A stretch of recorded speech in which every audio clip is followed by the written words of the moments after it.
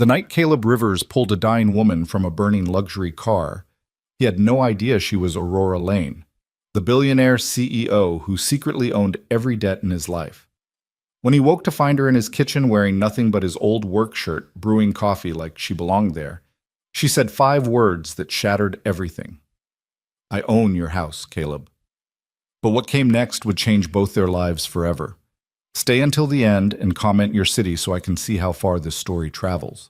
The rain hit like bullets against the windshield of Caleb's 15-year-old pickup truck, each drop exploding in a burst of white against the cracked glass.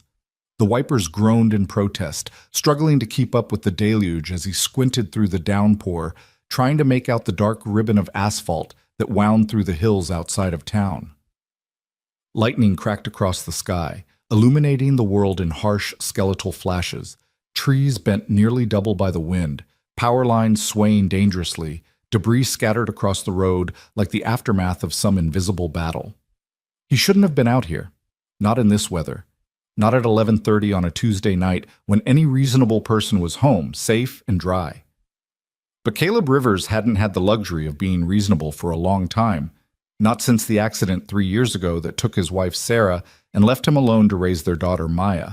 Not since he'd traded his engineering degree for whatever odd jobs would pay the bills and keep food on the table. Tonight's emergency call had come from Mrs. Patterson, an elderly widow whose basement was flooding. The job paid $200 cash, enough to cover Maya's school field trip fee and maybe, if he stretched it, a tank of gas. So here he was, driving through what the Weather Service was calling a 100-year storm, because $200 meant Maya wouldn't be the only kid left behind when her class went to the Science Museum. Caleb's hands gripped the steering wheel tight enough to hurt, his knuckles white in the dim glow of the dashboard. The truck's heater had given up the ghost somewhere around mile marker 12, and his breath came out in visible puffs despite it being late September. His worn flannel shirt was still damp from the last job, clinging uncomfortably to his shoulders, and his work boots squelched every time he pressed the gas pedal. "Come on, girl," he muttered to the truck, patting the dashboard like it was a spooked horse. "Just get me home. Maya's waiting." Maya. 7 years old, with her mother's dark curls and a smile that could light up the darkest room.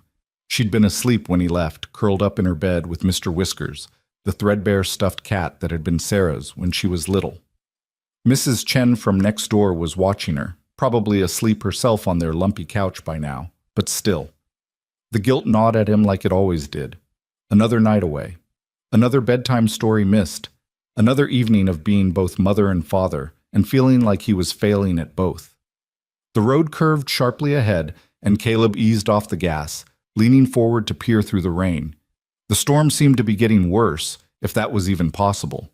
The wind screamed like a living thing, and somewhere in the distance he heard the crack and crash of a tree giving way.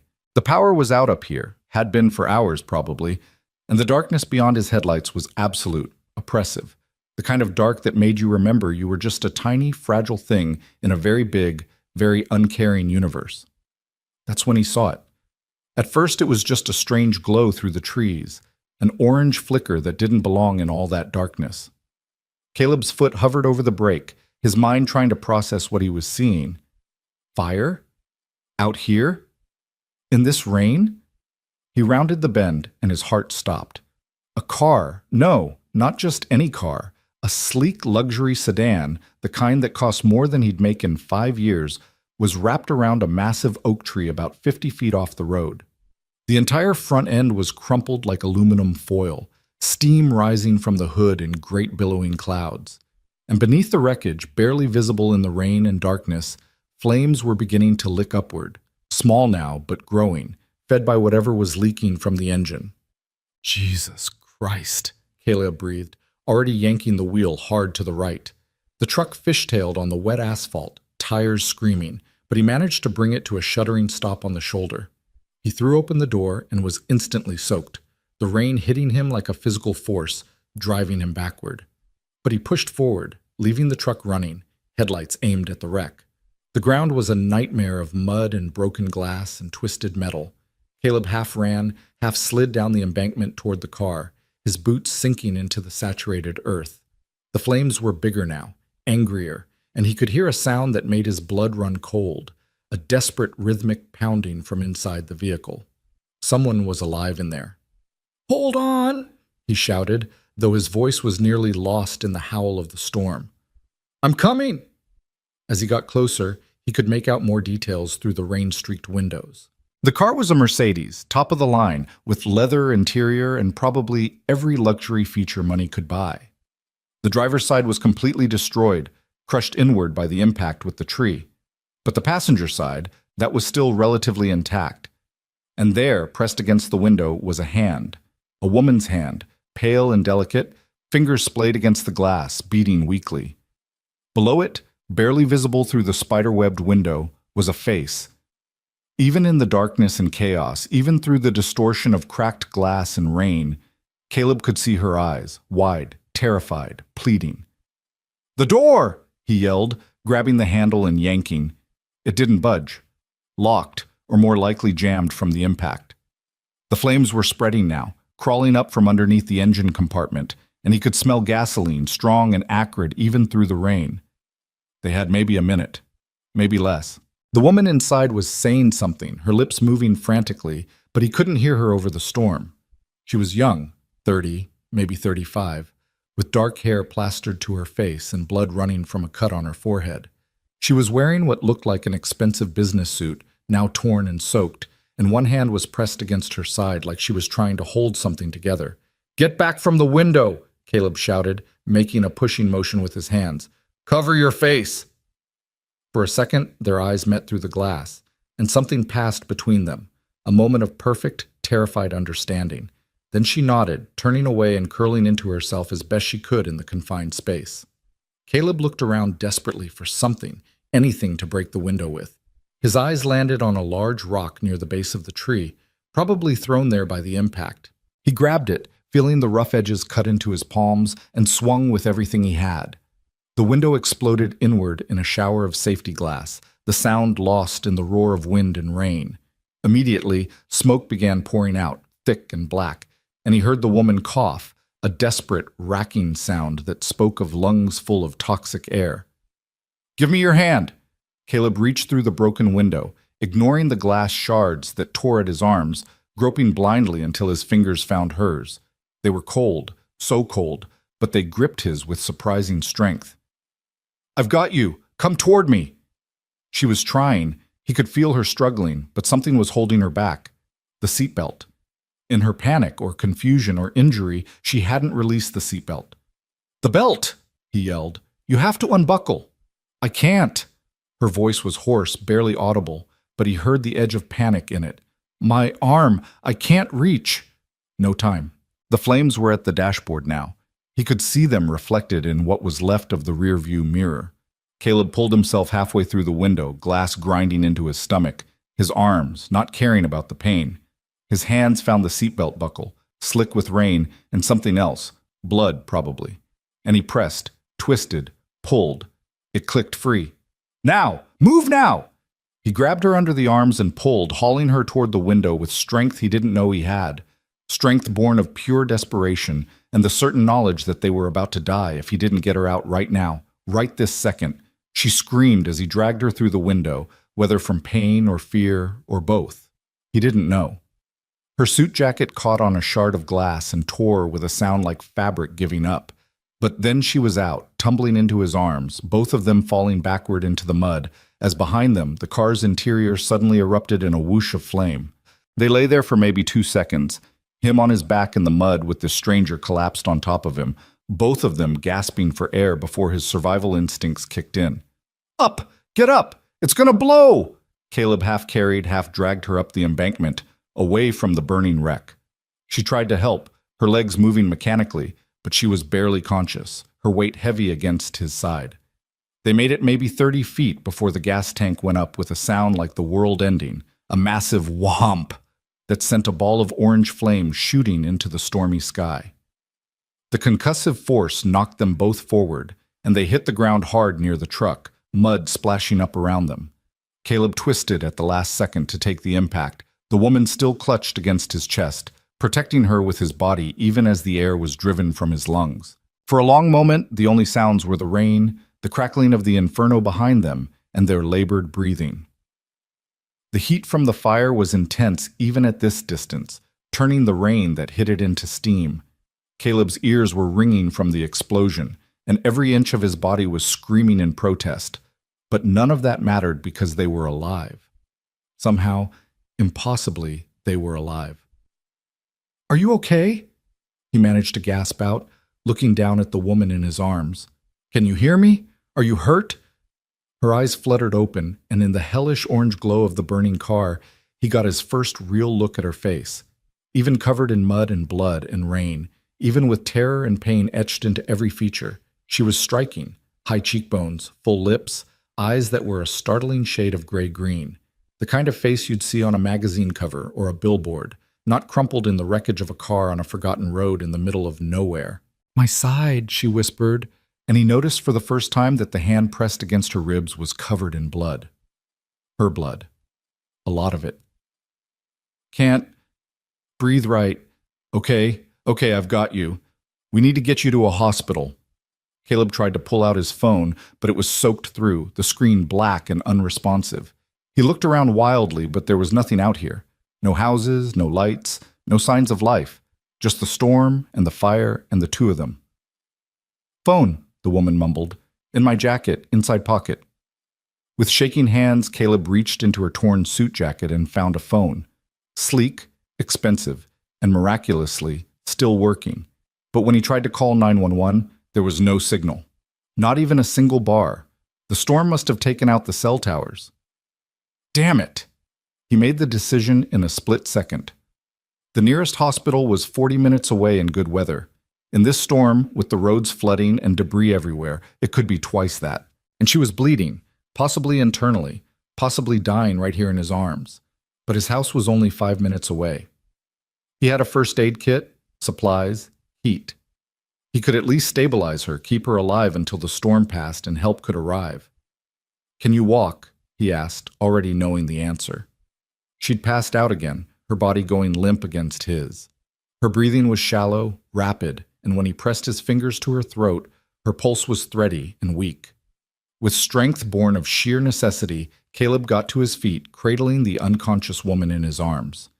She was lighter than he expected, or maybe adrenaline was making him stronger.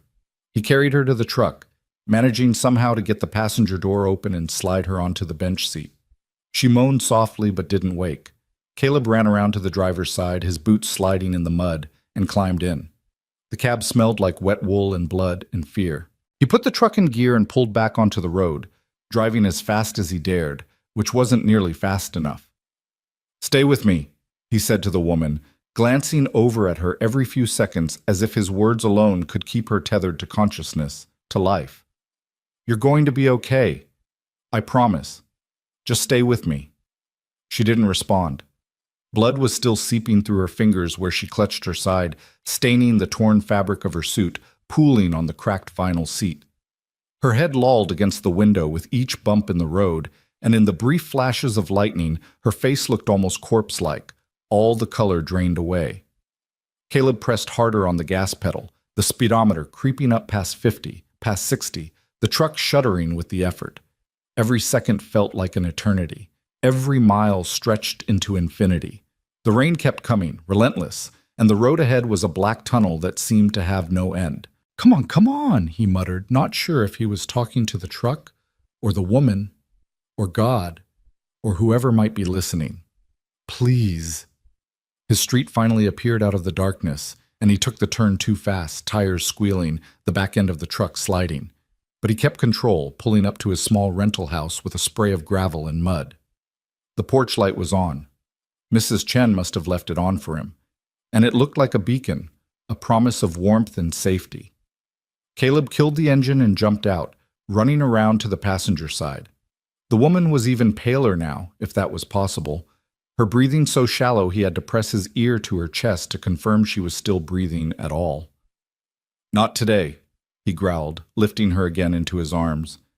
"You don't get to die today. Not after all that." He kicked the front door open. He never locked it, there was nothing inside worth stealing anyway, and carried her straight through the tiny living room to his bedroom. It was the only room with a proper bed. And right now, that was what mattered. He laid her down as gently as he could on the faded quilt, her blood immediately beginning to soak into the fabric. Okay, okay. Think. Caleb ran his hands through his wet hair, forcing his panicked mind to slow down, to focus. He'd taken a wilderness first aid course years ago, back when he and Sarah used to go camping. He tried to remember the steps. ABC, airway, breathing, circulation. Her airway was clear, she was breathing, but that circulation part, that was the problem. He grabbed the first aid kit from the bathroom, a pathetic thing with Band-Aids and aspirin and not nearly enough gauze, and then clean towels from the closet. Back in the bedroom, he carefully peeled away the remains of her suit jacket and the silk blouse underneath, trying to respect her modesty even as he needed to see the wound. There, on her left side, just below her ribs, a deep gash, maybe 4 inches long, still bleeding freely, probably from the broken window or twisted metal. It needed stitches, or better yet, a surgeon, but neither of those were options right now. Caleb pressed a towel against the wound, applying as much pressure as he dared. The woman gasped, her eyes flying open, wide and unfocused. "It's okay. You're safe," he said quickly, trying to keep his voice calm even though his heart was hammering.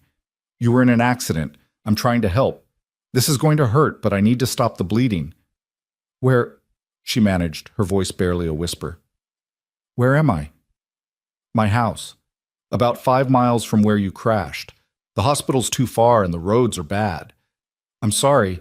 I know this isn't—" "My briefcase," she interrupted, trying to sit up, panic flooding her eyes. "In the car I need—" Hey, no!" Caleb gently pushed her back down. "You need to stay still. The car's gone. It burned. I'm sorry, but whatever was in there, it's not worth your life." She stared at him for a long moment, something complicated passing across her face. Fear, loss, resignation. Then her eyes rolled back and she passed out again. For the next hour, Caleb worked in a fog of exhaustion and determination. He cleaned the wound as best he could with bottled water and the contents of his first aid kit, packed it with gauze, wrapped her entire midsection in clean towels secured with duct tape because he'd run out of medical tape. It wasn't pretty, but the bleeding was slowing. That was something. He checked her for other injuries, a bump on her head that was probably a concussion, bruising already forming along her ribs and shoulder, but nothing else seemed broken or bleeding. Her pulse was stronger now, her breathing more regular. She was going to make it. Probably. Only after he was sure she was as stable as he could make her did Caleb allow himself to collapse into the chair beside the bed, every muscle in his body suddenly screaming in protest. His arms were covered in cuts from the glass. His clothes were soaked through and muddy, and he was pretty sure he'd bruised at least one rib when he'd fallen with her during the explosion. But she was alive. They were both alive. Outside, the storm continued to rage, rain hammering against the windows, wind making the old house creak and groan. But inside, in this small bedroom with its peeling wallpaper and secondhand furniture, there was warmth and light and the simple miracle of breath moving in and out of 2 sets of lungs. Caleb's phone, miraculously functional after drying out a bit, showed it was past 2 in the morning. He should call someone, should try to get help, but the cell signal was still non-existent, and his landline had been disconnected months ago for non-payment. He looked at the woman sleeping in his bed, this beautiful stranger who'd come out of nowhere and almost died in front of him. Her dark hair was spread across his pillow, no longer matted with blood and rain, but still damp. Her face in sleep looked younger, more vulnerable. There was an elegance to her even now, even like this, something in the line of her jaw, the arch of her brows, that spoke of wealth and power and a life so far removed from his own that they might as well be from different planets. Who was she? Where had she been going in such a hurry, in such terrible weather?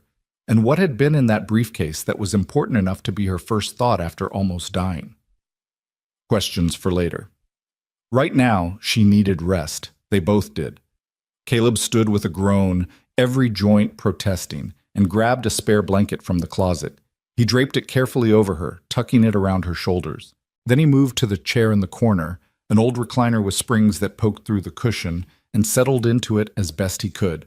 He should change into dry clothes. He should check on Maya, make sure she was still peacefully asleep in her room and that Mrs. Chen was okay on the couch. He should do a lot of things, but exhaustion pulled at him like a physical weight, and his eyes were already closing, his body making the decision for him.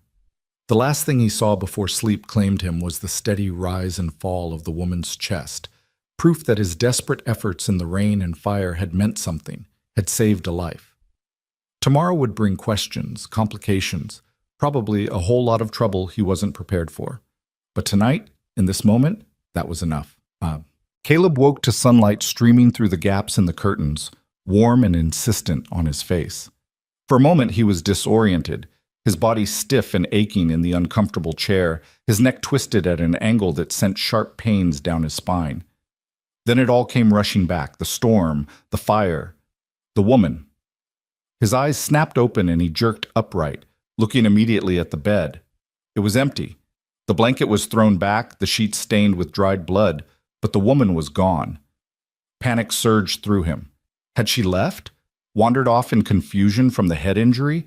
Was she lying unconscious somewhere in the house? Then he heard it. Sounds from the kitchen. The clink of ceramic, the quiet hiss of water running, the soft pad of footsteps on the worn linoleum. Caleb stood, his legs protesting, and made his way down the short hallway. He could smell coffee, actually smell coffee, which was strange because he'd been out of coffee for a week, couldn't afford to buy more until Friday's paycheck. He stopped in the doorway of the kitchen and froze. There she was, standing at his ancient coffee maker, wearing nothing but his spare work shirt, a faded blue button-down that hung to mid-thigh on her frame. Her dark hair was damp from what must have been a shower, hanging loose around her shoulders. Her feet were bare on the cracked linoleum. She looked impossibly out of place in his shabby little kitchen with its peeling contact paper on the counters and the cabinet door that hung crooked because he hadn't had time to fix it yet. But she moved with a strange kind of grace, despite the obvious pain in her movements, as if she did this every morning, as if she belonged here. She turned as if sensing his presence, and their eyes met across the small space. In the clear morning light, without the terror and chaos of the night before, he could really see her for the first time. She was beautiful, not in the airbrushed magazine way, but in a way that was real and striking and a little intimidating. Those gray-green eyes were sharp, intelligent, despite the exhaustion and pain that lined her face.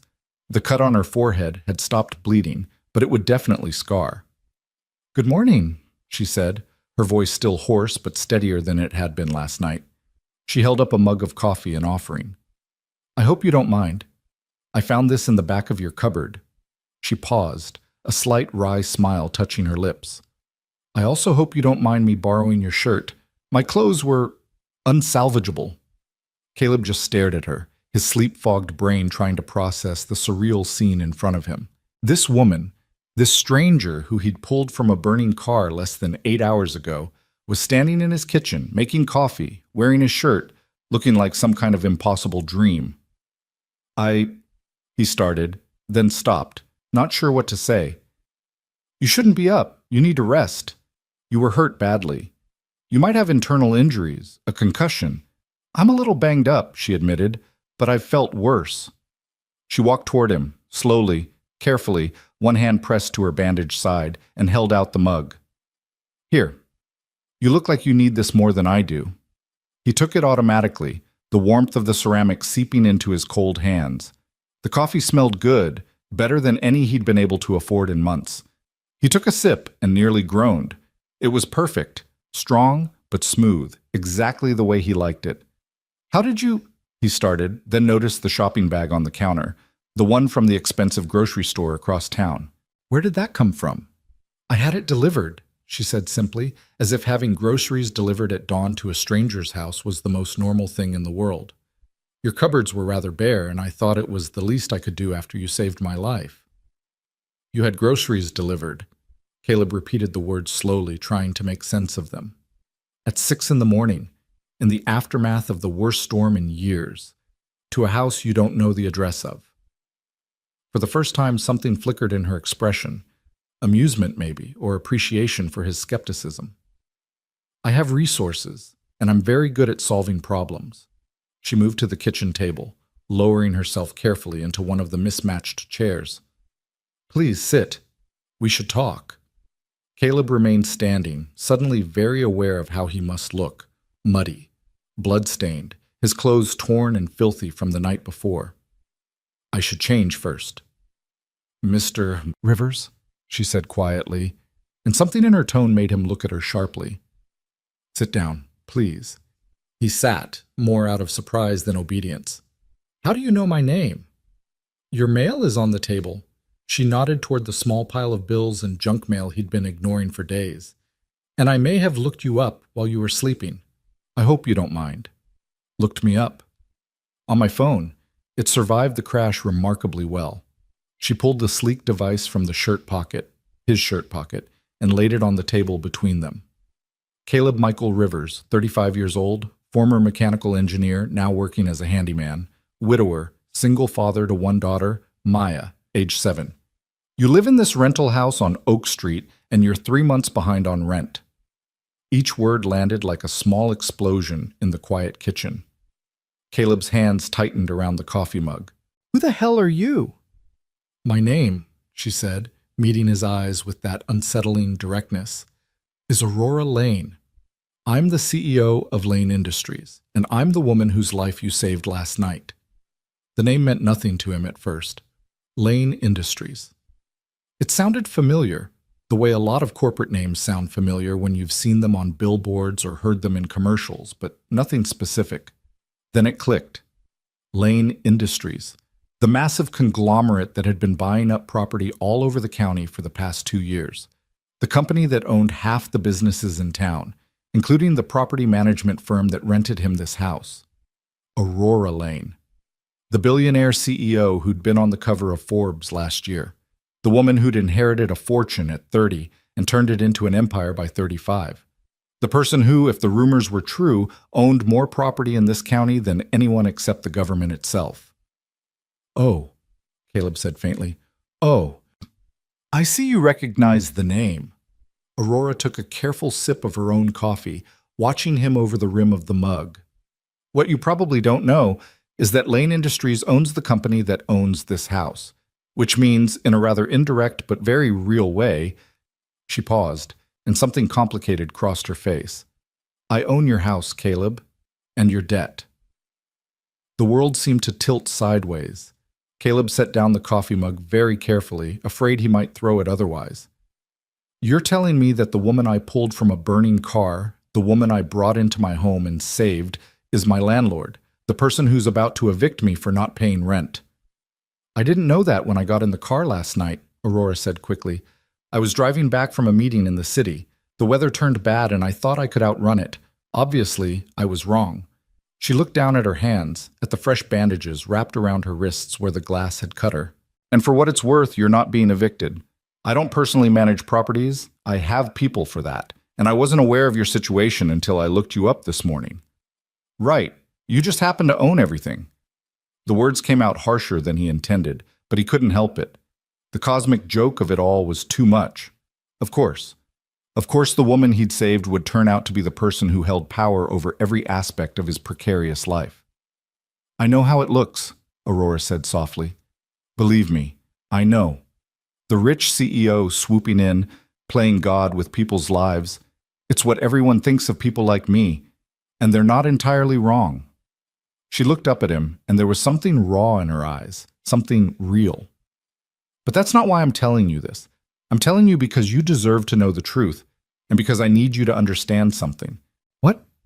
She stood, moving carefully around the table until she was standing right in front of him, close enough that he could smell the soap she'd used in his shower, see the flecks of gold in her gray-green eyes. Last night, when you pulled me from that car, you had no idea who I was. You saw a person in danger and you risked your life to save mine. You didn't hesitate. You didn't calculate the cost or weigh the benefits. You just helped. Her voice cracked slightly. Do you have any idea how rare that is? In my world, every interaction is a transaction. Every gesture has an angle. I haven't met someone who helped me just because it was the right thing to do, and God, I don't even know how long. Caleb stood too, uncomfortable with her being so close, uncomfortable with the raw emotion in her voice. I'm not special. Anyone would have done the same. No, Aurora said flatly. They wouldn't. Most people would have kept driving. It was a terrible storm, a dangerous situation, and helping me could have gotten you killed. But you stopped anyway. She reached out as if to touch his arm, then seemed to think better of it, her hand dropping back to her side. I owe you my life, Caleb Rivers, and I want to repay that debt. I don't want your money, he said immediately, instinctively. I know, that's what makes you different. A sad smile touched her lips. But I'm going to help you anyway. Call it selfishness if you want. I'll sleep better knowing the man who saved me isn't struggling to keep a roof over his daughter's head. Before he could protest, before he could say anything, the sound of small feet pounding down the hallway made them both turn. Daddy! Maya burst into the kitchen, her dark curls flying, Mr. Whiskers clutched under one arm. She skidded to a stop when she saw Aurora, her eyes going wide. Who are you? She asked with the blunt curiosity of a 7-year-old. Aurora smiled and it transformed her face, softening all those sharp, powerful edges into something warm and genuine. She crouched down slowly, mindful of her injured side until she was at Maya's eye level. My name is Aurora, she said gently. I'm a friend of your daddy's. He helped me out last night when I was in trouble. Maya looked from Aurora to Caleb and back again, processing this. Are you okay now? I am, thanks to him. Aurora's eyes shimmered slightly, and Caleb realized with a start that she was fighting back tears. Your daddy is a hero, Maya. You should be very proud of him. I know, Maya said matter-of-factly, making both adults smile. Then, with the attention span of a child, she turned to Caleb. Is Mrs. Chen still here? Can I have pancakes? Mrs. Chen went home early this morning, sweetie, and... Caleb glanced at the cupboards, knowing exactly how empty they were. I'm not sure we have... I brought pancake mix, Aurora interrupted, standing back up. And eggs, and syrup. Real maple syrup, not the fake stuff. She looked at Caleb, challenge and hope mixed in her expression. What do you say, Mr. Rivers? Let me make your daughter breakfast. It's the very least I can do. Caleb wanted to say no. Every instinct told him to refuse this woman's charity, to maintain the walls he'd built between his struggling life and people like her, people who moved through the world with money and power as their shield against every hardship. But Maya was looking up at him with those hopeful eyes, the same eyes Sarah had, and he could feel his resolve crumbling like sand. Please, Daddy. Maya tugged on his muddy shirt. I'm really hungry. Aurora remained perfectly still, waiting for his answer, but there was something vulnerable in her posture, as if his acceptance meant more than just breakfast, as if she needed this small act of normalcy as much as his daughter needed the food. All right, he said quietly, and watched Maya's face light up. But just breakfast. Then we need to talk about getting you to a hospital, getting your injuries properly checked. Deal. Aurora's smile was small but genuine as she turned toward the stove. She moved carefully, one hand pressed to her bandaged side, but with a determination that suggested she wasn't used to being stopped by physical pain. Or maybe she was just used to hiding it. While Aurora worked at the stove with surprising competence for someone he'd assumed had never cooked a meal in her life, Caleb excused himself to shower and change. The hot water stung the cuts on his arms, turned the bottom of the tub brown with mud and dried blood, but it felt like washing away some of the surreal nature of the last 12 hours. When he looked at himself in the mirror afterward, clean, dressed in his least worn jeans and a flannel shirt Maya had given him for Christmas, he almost looked normal. Almost looked like a man who hadn't pulled a dying billionaire from a burning car and then had her make pancakes in his kitchen. When he returned, the smell of vanilla and butter filled the small house, and Maya was sitting at the table, swinging her legs and chattering away to Aurora about her school and her friends and her upcoming field trip to the Science Museum. Aurora listened with what appeared to be genuine interest, asking questions, laughing at Maya's 7-year-old observations about the world. Daddy says we're going to see real dinosaur bones, Maya was explaining as Caleb entered. Not the fake kind, the real ones that are like 1,000,000 years old. 65 million years, actually, Aurora said with a slight smile. For the dinosaurs, anyway. That's when they went extinct. Daddy says I'm going to be a scientist when I grow up, or maybe an astronaut. I haven't decided yet. Why not both? Aurora set a plate of perfectly golden pancakes in front of Maya, then another in front of the empty chair beside her. The world needs more women in science, in all fields, really. Caleb sat down slowly, looking at the breakfast in front of him. The pancakes were perfect.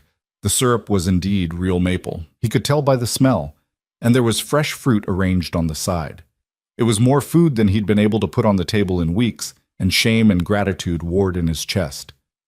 "This looks amazing," Maya said, already digging in. "You're a really good cooker, Miss Aurora." "Thank you, sweetie." Aurora finally sat down with her own plate, moving gingerly. "Though I have to confess, pancakes are about the extent of my culinary skills. I'm much better at boardrooms than kitchens." "What's a boardroom?" Maya asked around a mouthful of pancake. "Maya manners," Caleb said automatically, but Aurora waved him off. "A boardroom is where people have important meetings about business," she explained. "It's usually a big room with a long table and lots of very serious people in suits." "That sounds boring." Aurora laughed, a real laugh that seemed to surprise her as much as it did Caleb. "You know what? Sometimes it really is." They ate in relative quiet after that. The only sounds, the clink of forks on plates, and Maya's occasional observations about everything and nothing. Caleb couldn't help but watch Aurora when she wasn't looking, the way she held herself even in pain, the careful grace of her movements, the intelligence in her eyes as she took in every detail of his home. He wondered what she saw when she looked around this place. Poverty, failure, or something else? When Maya finished eating, she asked to be excused to get ready for school, and Caleb nodded, watching her skip out of the kitchen with more energy than he'd seen in days. Good food did that. He'd forgotten. "She's wonderful," Aurora said softly once Maya was out of earshot. "You've done an incredible job with her." "Sarah did most of that," Caleb said before he could stop himself. "Before the accident. She was the good parent. I'm just trying not to screw it up." "The fact that you worry about screwing it up means you won't." Aurora pushed her half-eaten pancakes away, appetite apparently gone. "Can I ask what happened? To your wife?" Caleb's hands tightened around his coffee mug. He didn't talk about Sarah. Not with anyone. Not even with Mrs. Chen, who'd known them both. But something about Aurora's directness, the way she asked without false sympathy or morbid curiosity, made the words come easier than they should have. "Drunk driver," he said flatly. 3 years ago. She was driving home from her nursing shift at the hospital. Guy ran a red light doing 60 in a 35 zone. She died on impact. He walked away with a broken arm and a suspended license. "I'm sorry." The words were simple, but they carried weight. Not pity, just acknowledgement of loss. "That's not fair." "No," Caleb agreed. "It's not. But that's life, isn't it? We don't get fair. We just get what we get, and we deal with it." Aurora was quiet for a long moment, her fingers tracing patterns on the scarred surface of the table. "After my parents died," she said finally, her voice so low he had to lean in to hear it, "I threw myself into work, building the company, making deals, proving I could do what everyone said I couldn't. I thought if I was successful enough, powerful enough, it would fill that hole. It would make the loss matter less. Did it work? No." She looked up at him, and there was a rawness in her eyes that made his chest ache. "I just got lonelier, more isolated. Everyone wanted something from me, my money, my connections, my name. No one wanted just me, the actual person behind the title." "Is that why you were out driving in a storm?" Caleb asked. "Running from all that?" "Something like that." Aurora stood carefully, gathering the plates. "I had a meeting with investors who wanted to flip some of my properties, buy low from struggling tenants, renovate, jack up the rent. Standard gentrification playbook. I refused, they pushed harder, and I left. Probably too angry to be driving safely." "Wait." Caleb stood too, taking the plates from her hands and setting them back on the table. "You refused? But I thought, you thought I was the kind of CEO who squeezes every penny from people who can barely afford to live?" There was no accusation in her voice, just tired acceptance. "I don't blame you for thinking that. Most people in my position would. Hell, most people in my position do." "But not you?" "I grew up in a house not much bigger than this one," Aurora said quietly. "Before my father's company took off, we lived paycheck to paycheck. I remember being Maya's age and wondering if we'd have to move again because we couldn't afford rent. I remember my mother crying over bills she couldn't pay. She looked around the kitchen, at the peeling linoleum and the crooked cabinet door. I remember all of it, and I swore when I had power I'd never be the person who made others feel that fear. Caleb stared at her, trying to reconcile this vulnerable woman with the billionaire CEO he'd looked up online while she was in the shower. The articles had painted her as brilliant but ruthless, a shark in designer suits who'd built an empire through calculated risk and cold business decisions. They hadn't mentioned this, the person behind the power. Your investors must love that philosophy, he said wryly. They tolerate it because I make them money in other ways. Aurora moved to the window, looking out at the morning sun breaking through the last of the storm clouds. But they're getting impatient. The properties in this county, in this town, they're valuable, prime for development, and I'm standing in the way of millions in potential profit. Why? She turned to face him, and something fierce burned in her eyes. Because I remember what it feels like to be powerless, to be at the mercy of people who see you as a number on a balance sheet instead of a human being. I won't be that person, Caleb. I can't. Before he could respond, Maya came bounding back into the kitchen, backpack on and shoes tied, somewhat crookedly, but she'd done it herself. Ready for school? She announced proudly. Caleb glanced at the clock and cursed under his breath. We're late. Maya, go grab your lunch from the fridge. He stopped, remembering that there was no lunch in the fridge. There hadn't been groceries to pack one. Already done, Aurora said, holding up a small brown bag. I hope turkey and cheese is okay. And I added some apple slices and those little cookies from the bag. Maya's eyes went wide. The good cookies? The chocolate ones? The very same. You're the best, Miss Aurora. Maya grabbed the lunch and headed for the door, then paused. Are you going to be here when I get home? Aurora glanced at Caleb, uncertainty crossing her face for the first time that morning. I'm not sure, sweetie. I should probably... You should stay, Caleb heard himself say, shocking himself as much as her. At least until we can get you checked out by a doctor.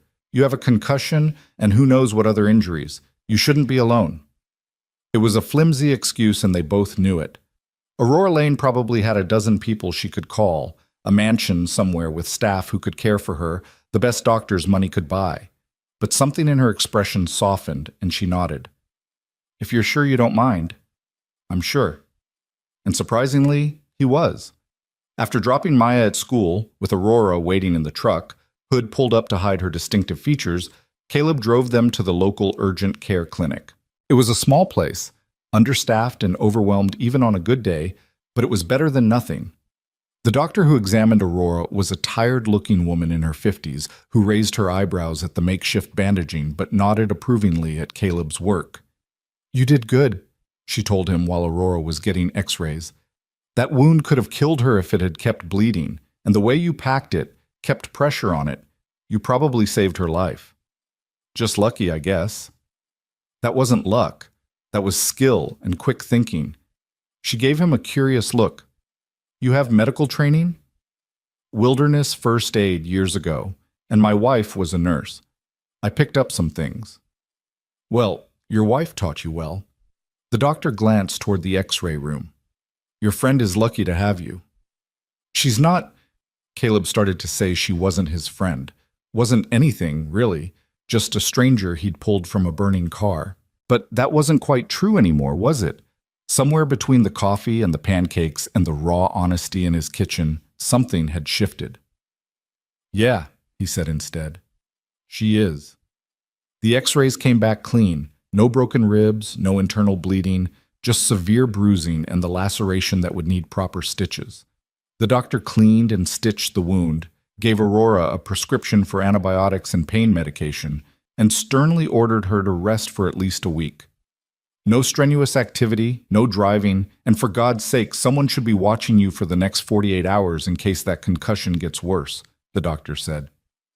Do you have someone who can do that? Aurora glanced at Caleb, something like hope in her eyes. I'll watch her, he said, and tried not to think about what he was signing up for. A week with a billionaire CEO in his tiny rental house, trying to keep both her and his daughter fed on his non-existent budget while she recovered from injuries she'd gotten in a crash he'd saved her from. Sure. Simple. On the drive back to his house, Aurora was quiet, staring out the window at the storm damage visible everywhere. Downed trees, flooded streets, debris scattered across yards. Her phone buzzed constantly, but she ignored it, letting it ring and ring until finally she powered it off entirely. People must be worried about you, Caleb said. Your staff, your family, whoever. I have no family, Aurora said flatly. And my staff? She laughed, but it was bitter. My staff will assume I'm in a meeting or working from home. I could disappear for a week and no one would think to look for me as a person. They'd just be worried about their paychecks. That's a hell of a way to live. It's the way I chose to live. She turned to look at him, and the sadness in her eyes was almost unbearable. Or maybe it's the way that was chosen for me. I'm not sure anymore. Back at the house, Caleb helped her inside and settled her on the couch with pillows and blankets. She accepted his fussing with surprising grace, not protesting when he brought her water and the pain medication the doctor had given her. You don't have to do this, she said as he arranged pillows behind her back. I can call someone, get a hotel, be out of your hair.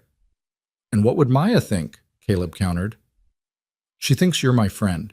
She'll expect you to be here when she gets home. Besides, you heard the doctor. Someone needs to keep an eye on you. And that someone is you. Apparently. He sat down in the chair across from her, suddenly aware of how small his living room was, how shabby everything looked in the harsh light of day. The couch sagged in the middle, the coffee table had water rings from years of use, and the TV was an ancient box that barely worked.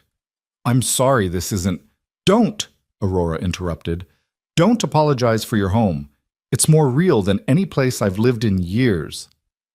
They sat in silence for a while, the only sound the ticking of the old clock on the wall and the occasional car passing outside. Caleb should get up, should call about work, should do something productive. But he found himself just sitting there, watching this strange woman who'd crashed into his life and somehow made him feel less alone than he had in 3 years. Can I ask you something? Aurora said finally, breaking the quiet. Sure. Last night, when you pulled me from the car, you said something. You said, not today. You don't get to die today. Why? Caleb rubbed his hand over his face, remembering that moment, the desperation and rage he'd felt. I've lost too many people, he said simply, and I'm tired of death winning. Is that what you think? That death wins? Doesn't it? He looked at her directly. It took my wife. It almost took you. It takes everyone eventually. But not last night. Aurora leaned forward, wincing at the pull on her stitches. Last night, you won. Life won. Doesn't that count for something? Before he could answer, her phone, which she'd turned back on, began buzzing urgently. She glanced at the screen and her entire demeanor changed, tension flooding her body. I have to take this, she said, standing up too quickly and immediately swaying. Caleb jumped up to steady her, his hands on her arms. You need to rest. It's my company, my VP. I have to— She pulled away from him and answered the call. Marcus, yes, I'm fine. No, I don't need— What do you mean they're calling an emergency board meeting? Caleb watched her pace. Well, try to pace, though the pain kept stopping her, as she listened to whoever was on the other end. Her face went from pale to flushed with anger, her free hand clenching into a fist. They can't do that without my approval. I'm the majority shareholder. She stopped, listening. How is that possible? Marcus, tell me exactly what they're claiming. The conversation went on for several more minutes, Aurora's voice getting progressively harder, more like the CEO he'd read about online.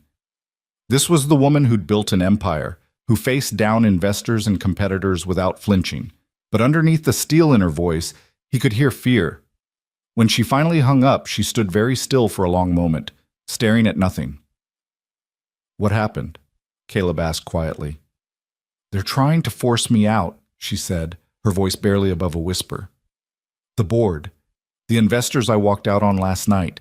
They're claiming that my personal crisis, the crash, me disappearing, proves I'm unfit to lead. They've called an emergency meeting for tomorrow to vote on my removal as CEO. Can they do that? If they have enough votes, yes. She finally turned to look at him, and the devastation in her eyes hit him like a physical blow. I built that company from the ground up after my parents died. I turned it into something that mattered, that actually helped people, instead of just extracting profit from them. And now they want to take it away and turn it into exactly the kind of soulless corporation I've been fighting against. So fight back, Caleb said. You're Aurora Lane. You don't strike me as someone who gives up easily. You don't understand. If they succeed, if they take control, all those properties I've been protecting, all the people living in them who can't afford higher rent, they'll be the first ones thrown out. Development opportunities, they'll call it. But what they mean is gentrification, displacement, forcing out families who've lived there for generations so they can build luxury condos and upscale shops. People like me, Caleb said, understanding dawning. People like you, she confirmed. And I won't be able to stop them. She swayed again, and this time he caught her before she could fall, guiding her back to the couch despite her protests. You're going to rest, he said firmly, and then you're going to figure out how to fight this. But you can't do either of those things if you collapse from exhaustion and pain. I don't have time to rest. The meeting is tomorrow. Then you have today to come up with a plan. But you're doing it from this couch, and you're going to eat something and take your medication and let yourself heal. Understood? Aurora stared at him, and slowly, incredibly, a small smile tugged at her lips. Has anyone ever told you that you're very bossy for a man who doesn't run a billion-dollar company? Has anyone ever told you that you're terrible at taking care of yourself for someone who's supposed to be a genius? Her laugh was unexpected and bright, cutting through the tension. Fair point. Over the next few hours, Caleb watched Aurora transform his living room into a temporary war room.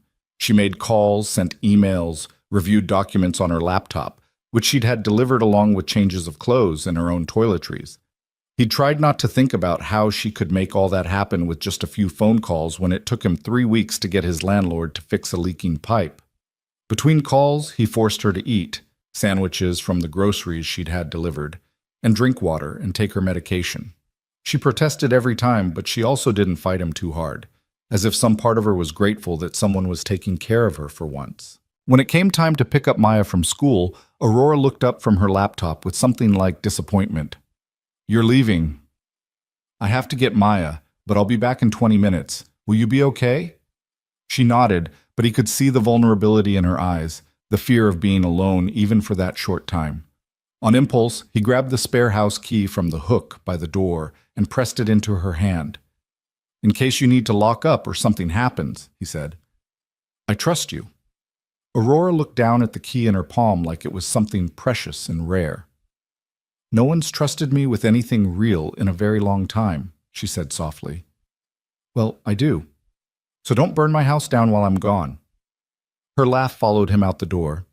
Maya was thrilled to find Aurora still there when they got home, and insisted on showing her every drawing she'd made in school, every story she'd written, every little treasure she'd accumulated in her 7 years of life. Aurora listened with patience that seemed genuine, asking questions and making observations that showed she was actually paying attention. Watching them together, Maya chattering away, Aurora smiling despite her pain and stress, Caleb felt something in his chest loosen, a knot he hadn't even known was there. This was what his house had been missing. Not money or nice furniture or fancy food, just life. Warmth. Connection. That evening, after Maya was in bed, Aurora returned to her laptop, her expression growing darker as she read through more messages. It's worse than I thought, she said, rubbing her temples. They've been planning this for months. The crash, me disappearing, it just gave them the excuse they needed. They have the votes. Even some board members I thought were loyal have turned.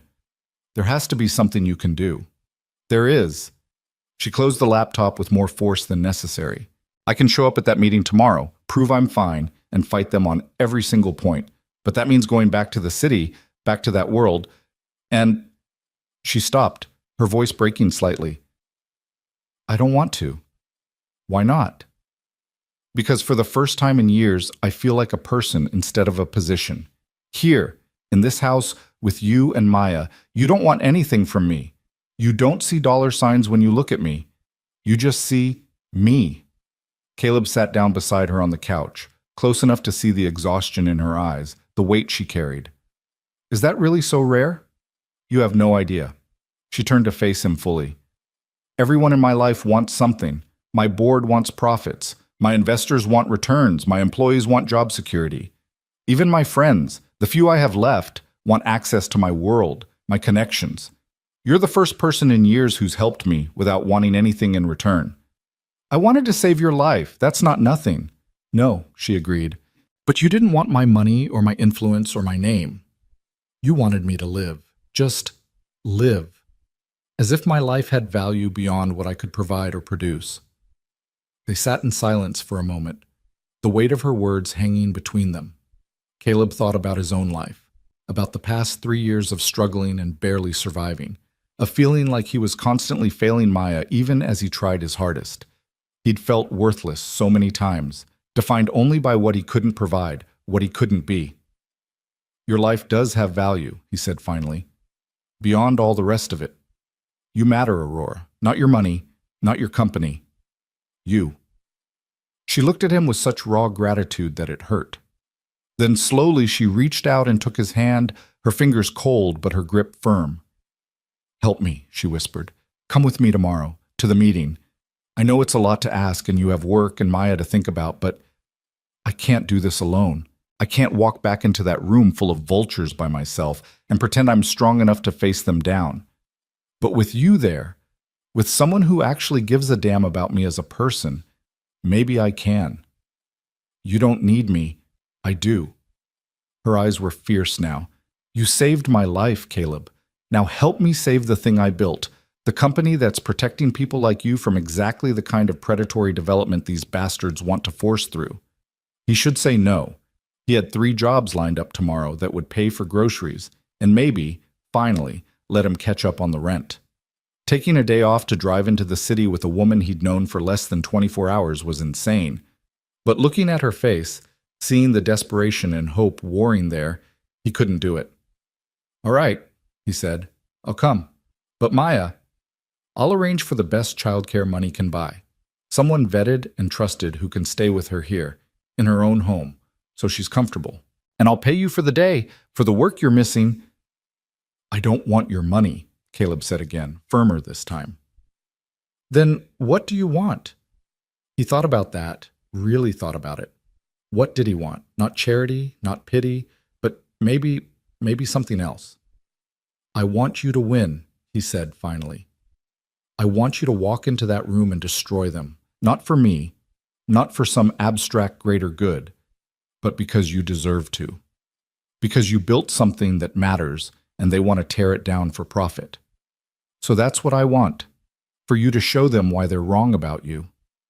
Aurora's eyes shimmered with unshed tears. Why are you doing this? Really? Because someone should. Caleb squeezed her hand. Because you're right. You saved my life too, in a way.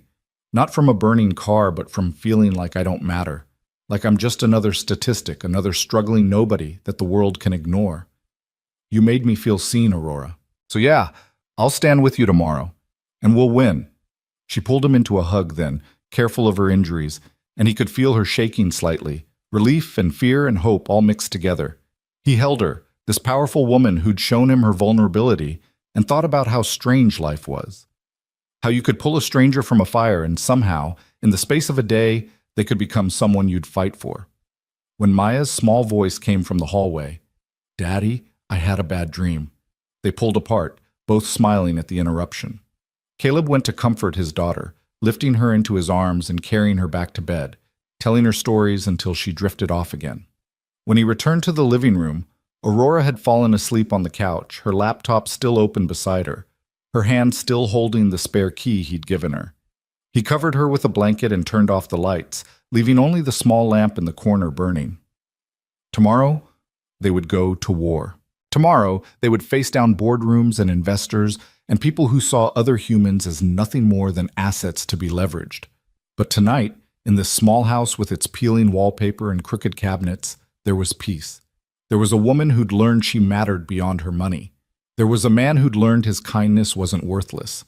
And there was a little girl sleeping peacefully, dreaming of dinosaur bones and the stars. Sometimes, Caleb thought as he settled into his own bed, the universe gives you exactly what you need when you need it most, even if it arrives in a burning car during the worst storm in a generation. The morning arrived too quickly, dragging Caleb from restless sleep into the gray pre-dawn light filtering through his bedroom curtains. He lay still for a moment, listening to the quiet house, remembering that today wasn't just another day of patching leaky faucets and fixing broken appliances. Today, he was going to war alongside a woman he'd known for barely 36 hours, fighting people who moved in circles so far above his world they might as well be from another planet. He found Aurora already awake in the kitchen, dressed in a charcoal suit that must have been in one of the deliveries from yesterday. Her hair was pulled back in a severe bun, her makeup flawless despite the bruise yellowing along her cheekbone. She looked every inch the powerful CEO, except for the way her hands trembled slightly as she poured coffee. "You didn't have to get up this early," she said without turning around, somehow sensing his presence. "The meeting isn't until 10. "Couldn't sleep." Caleb moved to stand beside her, accepting the mug she handed him. "You?" "Haven't slept much in years. Last night was actually better than usual." She smiled wryly. "Your couch is surprisingly comfortable for something held together with duct tape and prayers." "That's offensive to the duct tape. It's doing most of the work." Her laugh was soft, nervous. In the strengthening light, he could see the fear she was trying to hide beneath the armor of her expensive suit and perfect composure.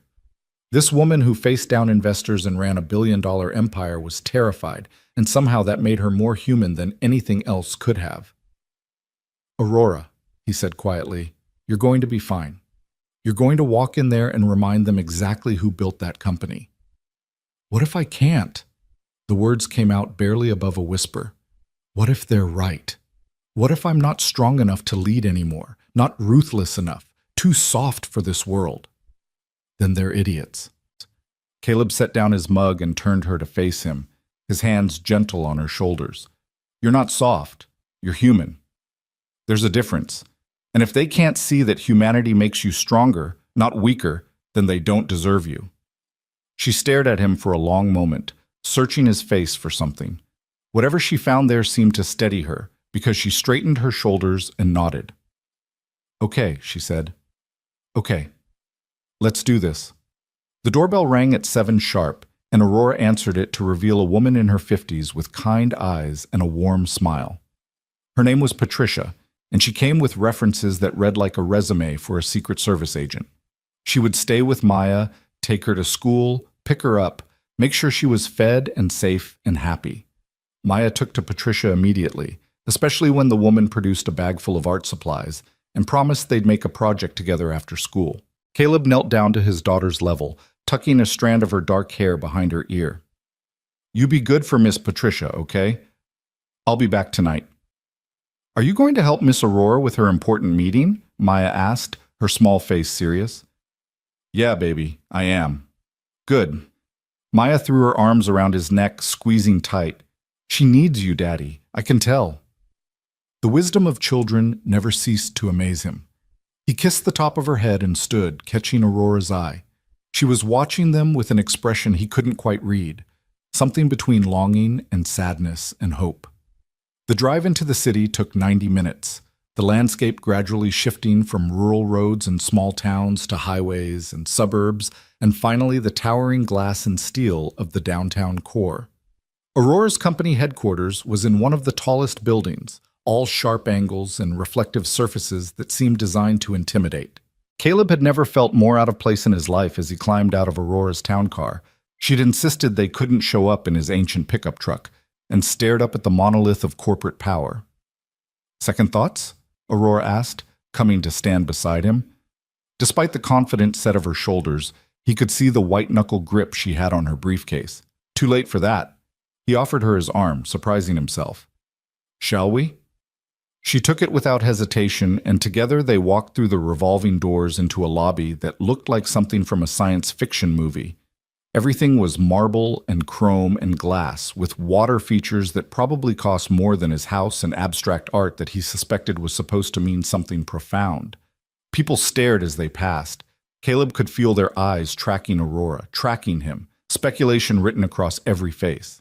He heard whispered conversations cutting off as they approached, saw phones being pulled out to snap photos.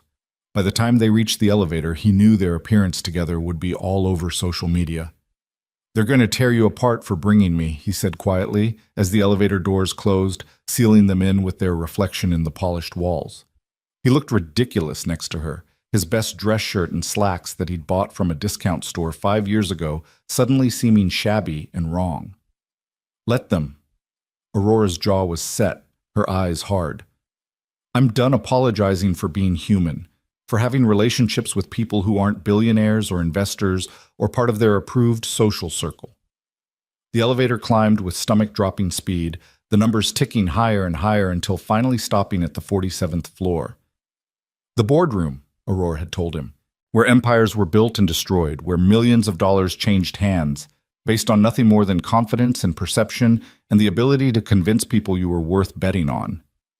The doors opened onto a scene of controlled chaos. Men and women in expensive suits rushed past carrying tablets and phones, their conversations urgent and clipped. A young man with wire-rimmed glasses approached immediately, his expression a mixture of relief and panic. "Ms. Lane, thank God. We weren't sure you'd make it. There are rumors that you were seriously injured, that you're incapacitated, that—" His eyes landed on Caleb and widened slightly. "I'm sorry, I don't believe we've met." "Marcus, this is Caleb Rivers," Aurora said calmly. "He's with me today. Caleb, this is Marcus Chen, my VP of Operations and the only person in this building I actually trust." Marcus looked between them, clearly trying to puzzle out what role Caleb played in coming up empty. "Ms. Lane, the board is already assembled. They're waiting, and I have to warn you, the votes don't look good. Davidson and Moreau have been working the other members hard, promising returns and painting you as unstable, emotionally compromised." "I'm aware of what they've been doing." Aurora's voice was ice. "Are the press here?" "In the gallery. You said you wanted this public." "I did. I do." She turned to Caleb, and for just a moment the mask slipped and he saw her fear again. "Last chance to walk away. Once we go in there, you're going to be part of this. They'll come after you too, dig into your life, use you against me if they can." Caleb thought about his life, about the past 3 years of struggling and failing and barely holding on, about Maya and the future he was trying to build for her, about the fact that standing here, in this temple of wealth and power, he should feel small and insignificant. But he didn't, because Aurora Lane, for all her billions and her empire, had looked at him and seen someone worth trusting, worth fighting alongside, and that was worth more than any amount of money. "I'm not going anywhere," he said firmly. "Let's go show them what a mistake they made." The boardroom was even more intimidating than he'd imagined. A massive oval table dominated the space, surrounded by leather chairs that probably cost more than his truck. Floor-to-ceiling windows offered a view of the entire city spread out below like a kingdom, and on the far wall a screen displayed the Lane Industries logo in subtle gold. Around the table sat 15 people, all dressed in the uniform of corporate power, all wearing expressions that ranged from hostile to calculatingly neutral. At the far end, a man in his 60s with silver hair and a smile that didn't reach his eyes stood as they entered. "Aurora," he said, his voice carrying false warmth, "we were concerned when we didn't hear from you after your accident. I'm glad to see you're well enough to attend." "Cut the bullshit, Davidson." Aurora strode to the head of the table, the seat reserved for the CEO, and remained standing. "You called this meeting to force me out, so let's not pretend this is about concern for my well-being." Davidson's smile widened and Caleb felt his skin crawl. This was a shark, he realized, a predator who'd been circling, waiting for any sign of weakness. "Very well, since you prefer directness." Davidson pressed a button and the screen behind him lit up with a presentation. "The board has concerns about your recent decisions, your refusal to develop key properties that could generate billions in revenue, your rejection of the Morrison deal that would have expanded our portfolio significantly, your tendency to let personal feelings override sound business judgment. My tendency to remember that we're dealing with human beings, not just assets on a spreadsheet," Aurora corrected, her voice sharp as broken glass. "Semantics." A woman to Davidson's left, Moreau, Caleb assumed, leaned forward. "The fact is, Aurora, your leadership has cost this company opportunities. And now, with this accident, disappearing for 2 days without communication, bringing, she glanced at Caleb with barely concealed disdain, outsiders into company business. It demonstrates instability. I was injured in a car crash and recovering, Aurora said coldly. Unless you'd prefer I died in that wreck, I'm not sure what you expected me to do differently. We expected you to put the company first, Davidson said, to maintain communication with your board, to demonstrate that you're capable of handling the responsibilities of leadership even in crisis. Instead, you vanished, and when you finally surface, it's with, he gestured vaguely at Caleb, this person. Caleb felt rage building in his chest, hot and fierce. He started to step forward, to say something, anything to defend Aurora, but her hand shot out and gripped his wrist, holding him back. This person, Aurora said, each word precisely enunciated, is Caleb Rivers. He's the man who saved my life when my car crashed and caught fire, who pulled me from the wreckage seconds before it exploded, who provided first aid that kept me alive until I could reach a hospital. So yes, Davidson, I brought him here, because unlike any of you, he actually gives a damn whether I live or die beyond what my death would mean for stock prices. The room went very quiet. Someone coughed uncomfortably. Davidson's expression flickered just for a second, uncertainty crossing his face. Be that as it may, Moreau recovered first, heroics don't qualify someone to observe board proceedings. This meeting should be private. This meeting, Aurora said, pressing another button on the table, is being live-streamed to every major financial news outlet and social media platform as we speak. You wanted to question my fitness to lead? Fine. Let's do it publicly. Let's let everyone see exactly what you're trying to do here. The reaction was immediate. Half the board members looked panicked, the other half furious. Davidson's face went red, then white. You can't do that, he sputtered. This is a private board meeting. There are confidentiality agreements, which I, as CEO and majority shareholder, have the authority to waive in matters of significant public interest. And I'd say an attempted coup of a Fortune 500 company qualifies, wouldn't you? Aurora smiled, and it was terrifying. So please, continue. Tell everyone watching why you think I'm unfit to lead the company I built from the ground up after my parents died. Tell them how my refusal to displace working families for luxury developments makes me a bad CEO. Tell them how saving my life makes Caleb unworthy of being here. This is absurd, Moreau hissed. You're proving our point. This is emotional, irrational. No! Aurora's voice cracked like a whip. What's irrational is a system that values profit over people so completely that basic human decency is seen as weakness. What's absurd is that I have to justify caring about the lives my company affects. What's emotional is you, Davidson, so desperate to line your pockets with development money that you're willing to destroy everything my parents built just to add a few zeros to your net worth. She pulled out a folder and slid it across the table. Papers scattered across the polished surface, and Caleb could see they were covered in numbers, charts, highlighted sections. These are the financial projections you've been hiding from me. The ones showing exactly how much you and your allies stand to personally gain from the Morrison deal and the property development schemes. Millions in kickbacks and consulting fees, all dressed up as legitimate business expenses. Aurora's eyes were fierce, burning with righteous anger. You're not trying to remove me because I'm a bad CEO. You're trying to remove me because I won't let you loot this company. The room erupted. Board members were shouting, some at Aurora, some at Davidson and Moreau, some at each other. Davidson was on his feet, face purple with rage, demanding to know how she got those documents. Moreau was frantically typing on her phone, probably calling her lawyer. And through it all, Aurora stood like a pillar of stone, unshakable. Marcus appeared at Caleb's elbow, leaning in close. She's been planning this for weeks, he whispered, gathering evidence, building her case. The crash just accelerated the timeline. They thought she was weak, vulnerable. They have no idea what they're dealing with. Caleb watched Aurora command the room, her voice cutting through the chaos, and thought about the woman who'd stood in his kitchen making pancakes, who'd hugged him and admitted her fears. This was the same person, he realized. The strength and the vulnerability weren't contradictions. They were two sides of the same coin, and together they made her something extraordinary. Enough! Aurora's shout silenced the room. You called this meeting to vote me out, so let's vote. But know this, if you remove me, every piece of evidence I have about your corruption goes to the SEC and every major news outlet in the country. Your careers will be over, your reputations will be destroyed, and the company my parents built will survive because I've already arranged for my shares to be placed in a trust that will ensure their vision continues with or without me. You're bluffing, Davidson said, but his voice lacked conviction. Try me. Aurora leaned forward, her hands flat on the table.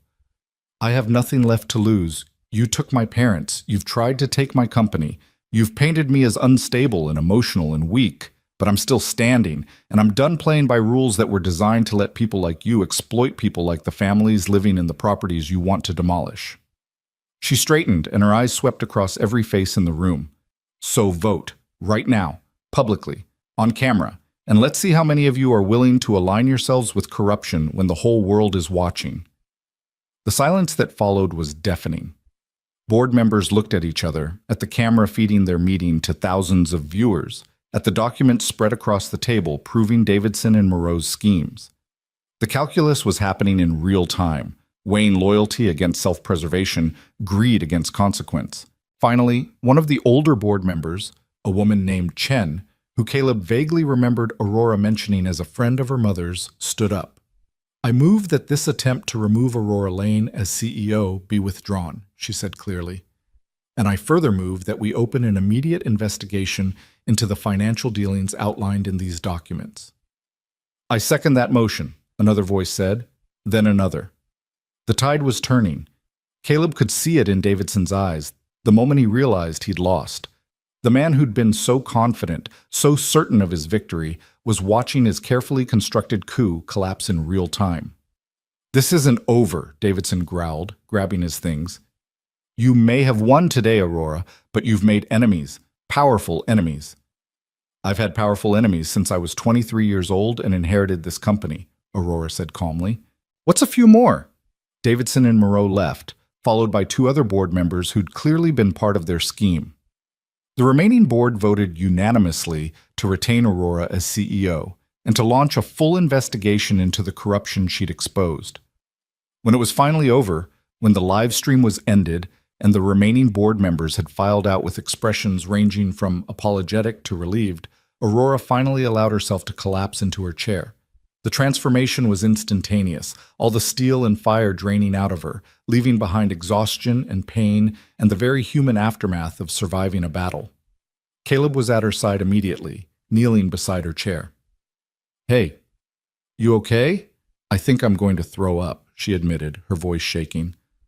Oh God, Caleb, did I really just do that? Did I just live stream a board meeting and accuse half my board of corruption on camera? You did. And it was incredible. He took her hand, finding it ice cold. You won, Aurora. You saved your company. We won, she corrected, looking at him with eyes that were suddenly bright with tears. I couldn't have done that without you here. Just knowing you were in the room, that someone was on my side not because of what they could gain, but because they actually cared. It made all the difference. Marcus reappeared, his phone pressed to his ear. Ms. Lane, you need to see this. The response online is overwhelming. You're trending worldwide. People are calling you a hero, saying you're the kind of CEO the business world needs. The stock price is up 15% and climbing. Aurora laughed, a slightly hysterical sound. Of course it is. Because that's all that matters in the end, isn't it? The stock price. No, Caleb said firmly, drawing her attention back to him. What matters is that you stood up for what was right, that you protected people who couldn't protect themselves. That you proved being human doesn't make you weak. It makes you the kind of leader people want to follow. She stared at him for a long moment, then pulled him into a fierce hug, burying her face against his shoulder. He could feel her shaking, the adrenaline and fear and relief all pouring out at once. He held her, not caring that they were in her boardroom, that Marcus was tactfully looking away, that they barely knew each other. In that moment, it didn't matter. She needed someone to hold her together, and he could do that. He would do that. Thank you, she whispered against his shoulder. Thank you for being here, for believing in me. Always, he said, and meant it. The rest of the day passed in a blur. There were meetings with lawyers, statements to prepare, calls from reporters that Marcus fielded with practiced efficiency. Aurora moved through it all with renewed energy, the crisis that could have destroyed her instead becoming fuel for her fire. She announced the formation of the Rivers Initiative during an impromptu press conference, naming it after Caleb despite his protests, dedicating it to protecting vulnerable communities from predatory development practices. "This isn't charity," she told the assembled reporters, her voice strong and clear. "This is good business. Sustainable communities, stable housing, people who can afford to live and work and raise families, that's the foundation of a healthy economy. And it's time corporations remembered that." Watching her speak, Caleb felt something shift in his chest. Pride, yes, but also something deeper. Something that scared him because it felt too big, too fast, too impossible.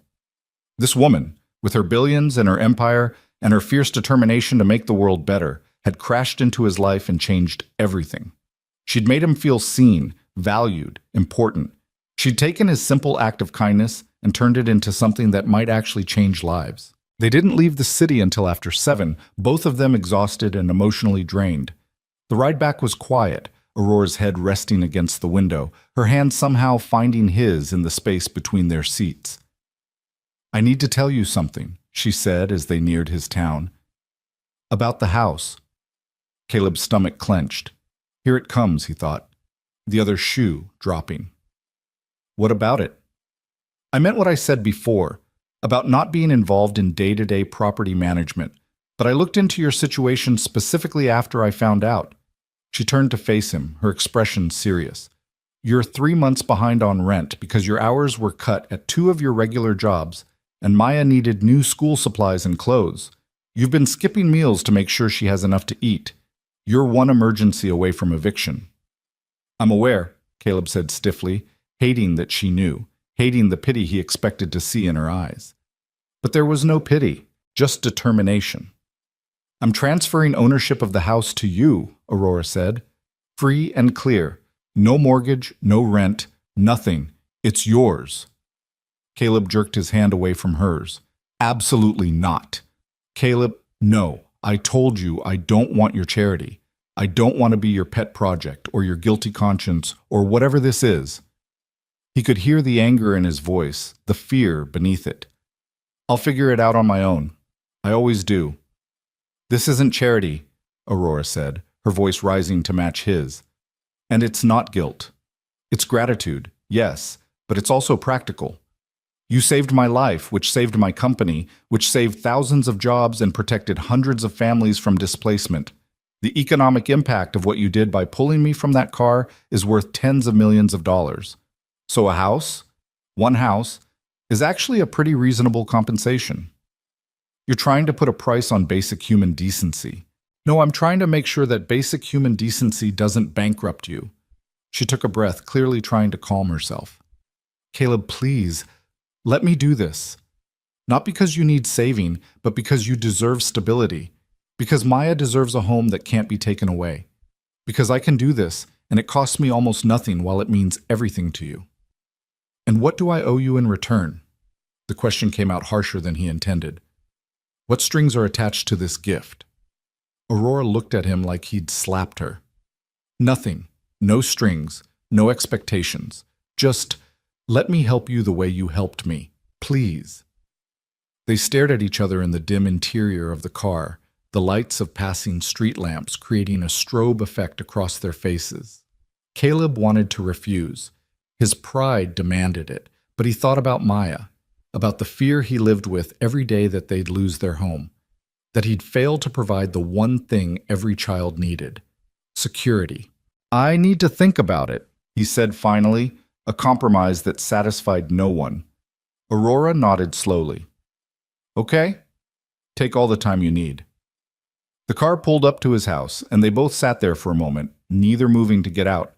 The day had been too long, too intense, too full of revelations and battles and emotions that neither of them were quite prepared to process. "You did something extraordinary today," Caleb said quietly. "You know that, right? You didn't just save your company, you set a precedent. You showed people that there's another way to do business."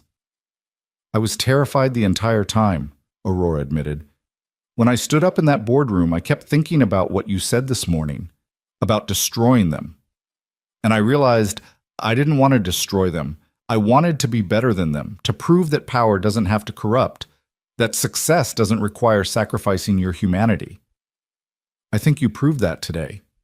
She smiled, small and genuine. We proved it. Together. They got out of the car and walked to the front door together, the night air cool against their faces. Patricia met them with a good report. Maya had been perfect. They'd made a beautiful art project. She'd eaten all her dinner and was now sleeping peacefully. After Patricia left, Aurora stood in the living room looking suddenly lost, as if she wasn't sure what came next. Caleb knew the feeling. Everything had changed in the span of a few days, and neither of them knew quite how to navigate this new reality they'd created together. You should rest, he said. It's been a hell of a day. I don't want to rest. Aurora moved to the window, looking out at the quiet street. I don't want to go back to my empty penthouse where no one cares if I'm alive or dead, as long as the quarterly reports look good. I don't want to pretend that today didn't change everything. Oh, what do you want? She turned to face him, and in her eyes he saw the same confusion and fear and hope that he felt. I want to stay here, in this house with its broken cabinets and duct-taped couch. I want to wake up and make coffee and hear Maya laughing. I want to feel like a person instead of a corporation. Her voice cracked. I want to matter to someone beyond what I can provide for them. Caleb crossed the room before he could stop himself, before he could think about all the reasons this was complicated and messy, and probably a terrible idea. He took her hands in his, feeling them trembling. You matter, he said firmly. To me. To Maya. Not because of your money, or your company, or any of that. Because of who you are. The woman who makes pancakes and listens to 7-year-olds talk about dinosaurs, and fights for people she's never met because it's the right thing to do. Caleb, she whispered, his name a question, and a plea, and a hope, all at once. Stay, he said. As long as you want, as long as you need. This house, as shabby as it is yours too now. Because you're not just someone I pulled from a burning car anymore, you're... He stopped, unsure how to finish that sentence, unsure what she was to him beyond all the obvious things. I'm what? She prompted softly. You're someone I want to know, he said finally. Really know. Beyond the crisis and the drama and the life-saving. I want to know what makes you laugh and what keeps you up at night and what you dream about when you let yourself dream. Aurora's eyes filled with tears, but she was smiling. That's the most romantic thing anyone's ever said to me. That's the saddest thing I've ever heard. Her laugh was watery but real. Probably. My dating history is a series of disasters featuring men who wanted my money or my name or both. I don't want either of those things. I know, that's why this terrifies me. She squeezed his hands. I don't know how to do this, Caleb. Normal relationships, genuine connection, it's not something I'm good at. I'll probably mess it up. He kissed her. It was impulsive and probably too fast and definitely complicated, but it felt right. Her lips were soft against his, tasting faintly of the coffee they'd drunk hours ago, and for a moment the whole world narrowed down to just this. Two people finding something real in the middle of chaos. When they pulled apart, both breathing hard, Aurora looked stunned. Oh, she said softly. Oh. Too much? Caleb asked, suddenly worried he'd crossed a line. Not enough, she replied, and kissed him again. They stood there in his shabby living room, holding each other like lifelines, while outside the world kept turning, and tomorrow waited with all its complications and questions. But for now, in this moment, there was just warmth and connection and the simple miracle of two people finding each other against all odds. When they finally pulled apart again, Aurora rested her forehead against his, both of them smiling like idiots. I should probably sleep in the guest room, she said reluctantly. Maya might have questions if... Agreed, definitely the guest room. This is complicated. Extremely. We barely know each other. We've been through more in 3 days than most people experience in years. Aurora laughed softly. Fair point. She pulled back just enough to look at him properly. Thank you, Caleb. For today. For everything. For making me believe that I could be both strong and human. Thank you for crashing into my life, he said, then winced. That sounded better in my head. It was perfect. She kissed him once more, soft and sweet and full of promise. Good night, Caleb Rivers. Good night, Aurora Lane. He watched her climb the stairs to the guest room, her hand trailing along the banister, and thought about how 3 days ago his biggest worry was making rent and keeping Maya fed.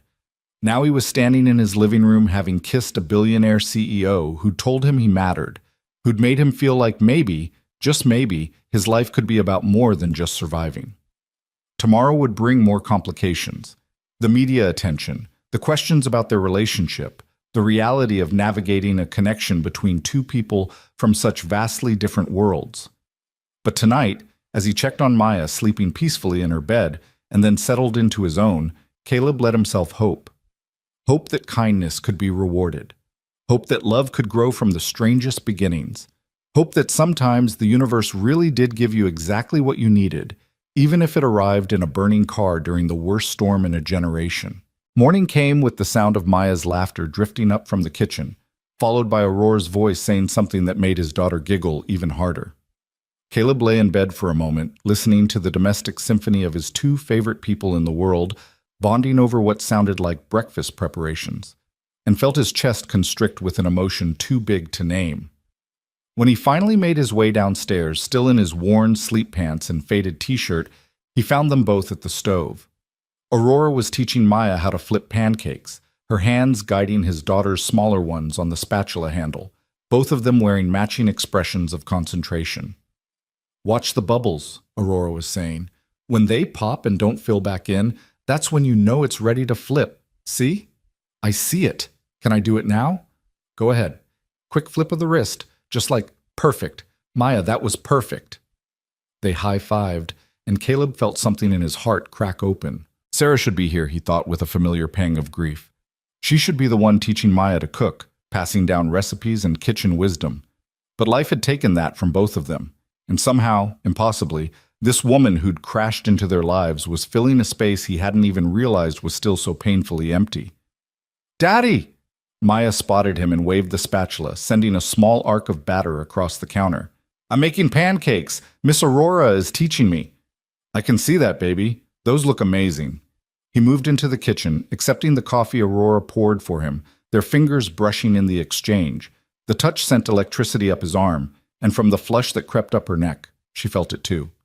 Did you sleep well? She asked, her voice careful, professional, as if they hadn't spent half of last night kissing in his living room. Better than I have in years, he admitted, letting his eyes convey what he couldn't say in front of Maya. You? The same. Her smile was small and private and just for him. They ate breakfast together like a family, Maya chattering about school and her upcoming field trip, Aurora listening with genuine interest and asking questions that showed she actually cared about the answers. Caleb watched them interact and thought about how quickly his life had transformed. Less than a week ago, he'd been alone in his struggles, convinced that this was just how life would be forever, barely scraping by, loving his daughter fiercely, but feeling like he was failing her in every material way that mattered.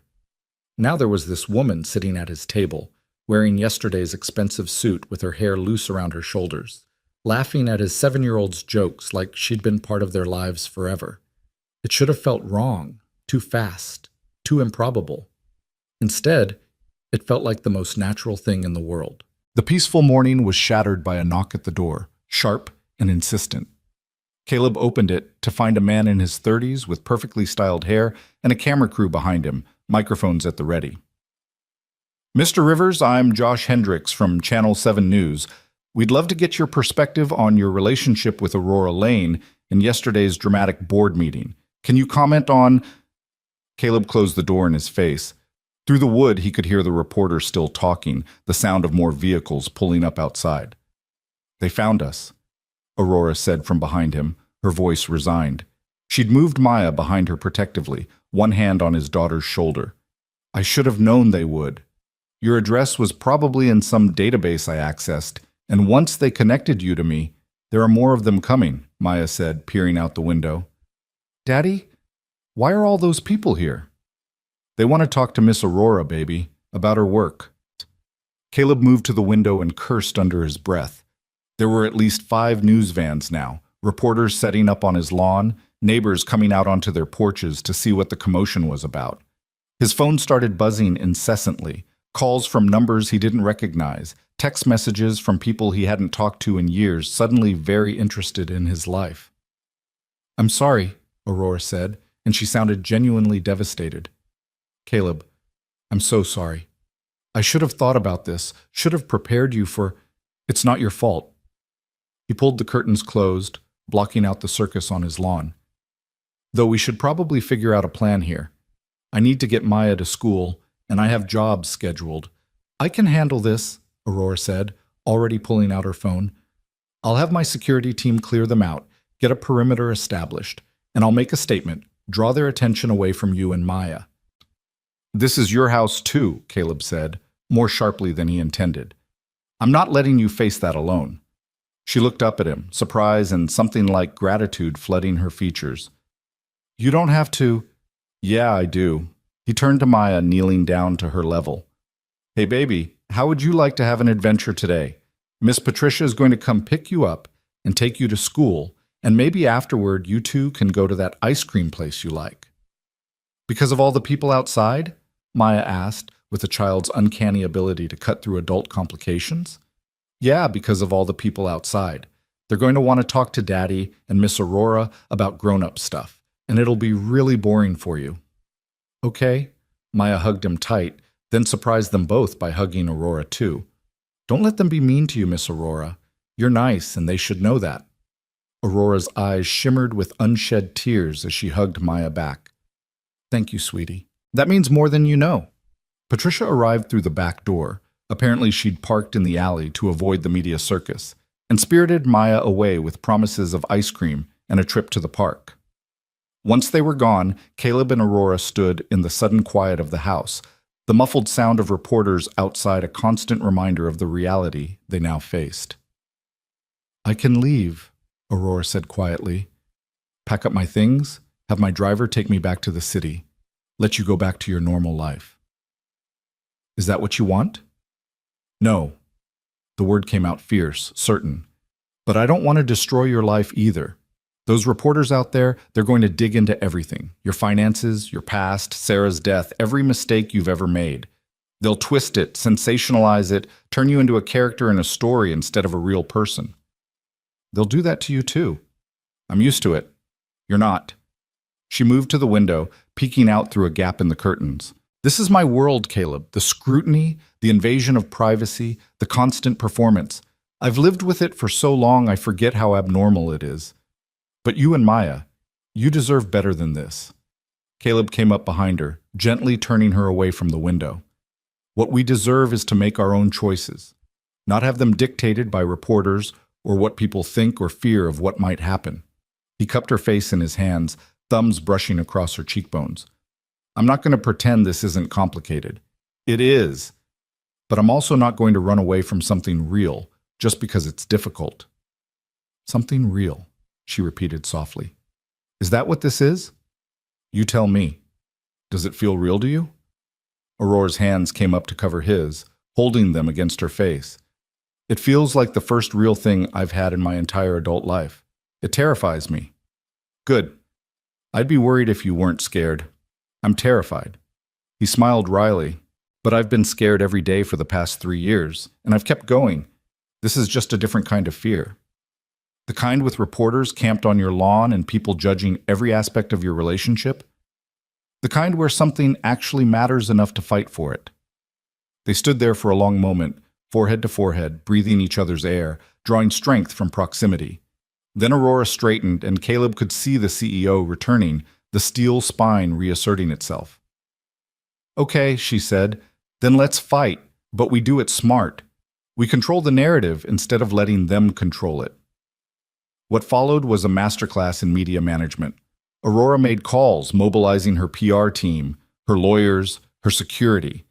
Within an hour, professional security personnel had established a perimeter around Caleb's property, keeping the reporters at a respectful distance. A statement was prepared, carefully worded to acknowledge their relationship while maintaining boundaries around their privacy. We're going to do one interview, Aurora explained as they reviewed the strategy her team had put together. One sit-down with a reputable journalist, tell our story on our terms, and then we shut it down. No more comments, no more access. Let them speculate all they want, but we don't feed the machine beyond this. Our story, Caleb repeated. What is our story exactly? Aurora looked at him, and in her eyes he saw vulnerability mixed with hope. That's up to us to decide. What do you want it to be? He thought about that, really thought about it. A week ago, his story had been simple. Widowed father struggling to survive, one emergency away from disaster, doing his best and feeling like it would never be enough. Now his story was tangled up with hers in ways he couldn't have imagined. But underneath all the complexity, the core of it was simple. The truth, he said finally, that we met by chance in the worst circumstances. That you're not some cold corporate villain and I'm not some gold-digging opportunist. That we're two people who found something unexpected and are trying to figure out if it can become something lasting. That's a good story, Aurora said softly. Honest, real. It's our story. Might as well own it. The interview was scheduled for that evening at Aurora's penthouse in the city. They spent the afternoon preparing, Aurora coaching Caleb on how to handle loaded questions, how to deflect without seeming evasive, how to present himself authentically while still maintaining some privacy. They're going to try to paint you as either a hero or opportunist, she warned. Either the noble working-class guy who saved the billionaire out of pure altruism, or the scheming single dad who saw a meal ticket and seized it. Don't let them box you into either narrative. What if I'm neither of those things? You're not. You're complicated and human, and that's exactly what we need to show them. That we're both just people trying to navigate something unexpected. The drive to the city was tense, both of them mentally rehearsing their talking points, knowing that this interview would set the tone for how the public perceived their relationship. The penthouse, when they finally arrived, was everything Caleb expected and somehow still shocking in its opulence. Floor-to-ceiling windows offered views of the entire city skyline. Modern art worth more than his house decorated the walls, and the furniture looked like it belonged in a museum rather than a home. "This is where you live?" he asked, taking in the sterile perfection of it all. "This is where I sleep sometimes," Aurora corrected, her voice flat. "I wouldn't call it living." The journalist who arrived was a woman in her 50s named Catherine Morris, known for her thoughtful interviews and lack of sensationalism. She set up in Aurora's living room with a small crew, keeping the production minimal and intimate. "I appreciate you both agreeing to this," Catherine said as they got settled on the couch. "I know this week has been intense for you." "That's an understatement," Aurora said with a slight smile. The interview started with the basics: how they met, what happened during the crash, Caleb's decision to pull Aurora from the burning car. Catherine asked intelligent questions, giving them space to tell the story properly, instead of reducing it to sound bites. "Mr. Rivers, you've been described in various articles this week as everything from a hero to an opportunist," Catherine said. "How do you respond to that?" Caleb took a breath, remembering Aurora's coaching. "I respond by saying that I'm neither. I'm a father trying to provide for my daughter and a man who saw someone in danger and helped. That's not heroism. That's just being human. As for the opportunist angle, I've turned down every offer of money Aurora's made since I pulled her from that car. This isn't about money. It never was." "But you're accepting her help now with housing, correct?" He felt Aurora tense beside him, but he kept his voice steady. "I'm considering accepting a gift that would provide stability for my daughter. There's a difference between accepting help when it's offered out of genuine care and seeking someone out because of what they can give you." "And the nature of your relationship? There are rumors that this has become romantic." Caleb and Aurora exchanged a glance.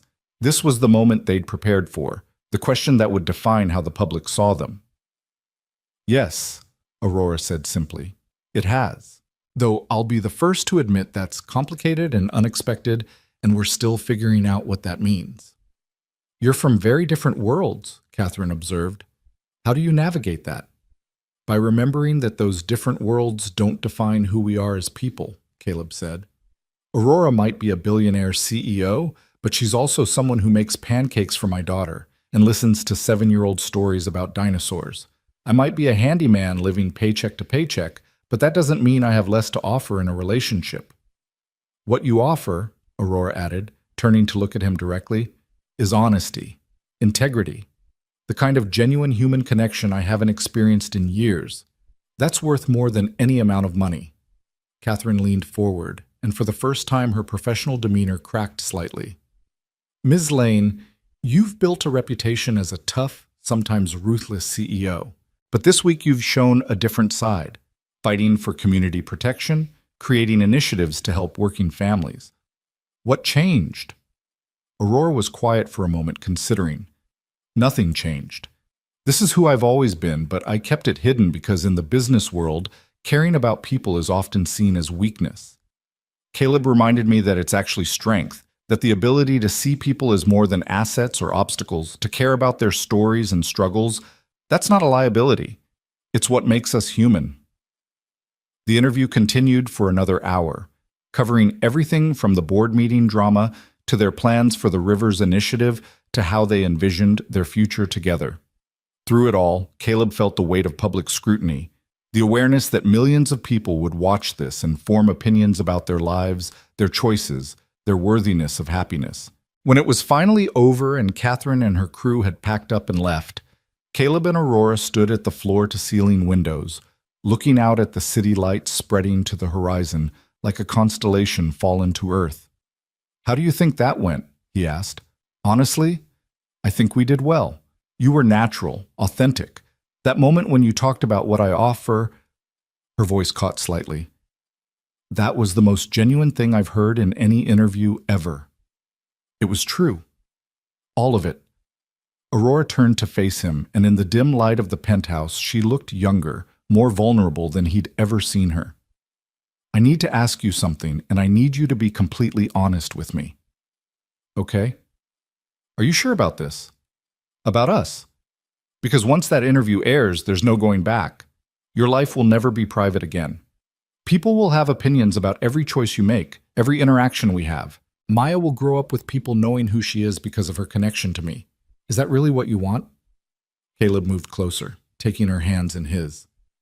"I want you to listen very carefully to what I'm about to say, okay? I didn't pull you from that car thinking about the consequences. I didn't let you stay in my house calculating the risks. I didn't stand beside you at that board meeting weighing the pros and cons. I did all of those things because they felt right, because you felt right. Caleb, I'm not done." He squeezed her hands gently. "Yes, this is complicated. Yes, there will be challenges and scrutiny and people who don't understand. But I've spent 3 years playing it safe, keeping my head down, not taking risks because I was terrified of making things worse. And you know what? I was miserable. Surviving isn't the same as living, Aurora. You taught me that." "You taught me the same thing," she whispered. "Then let's take the risk together. Let's build something real out of this impossible situation. Not because it's easy or safe or what people expect, but because we both deserve to be happy. Because Maya deserves to see that good things can come from kindness. Because sometimes the universe hands you exactly what you need, and you'd be a fool not to grab onto it with both hands." Aurora was crying now, tears streaming down her face, but she was smiling too.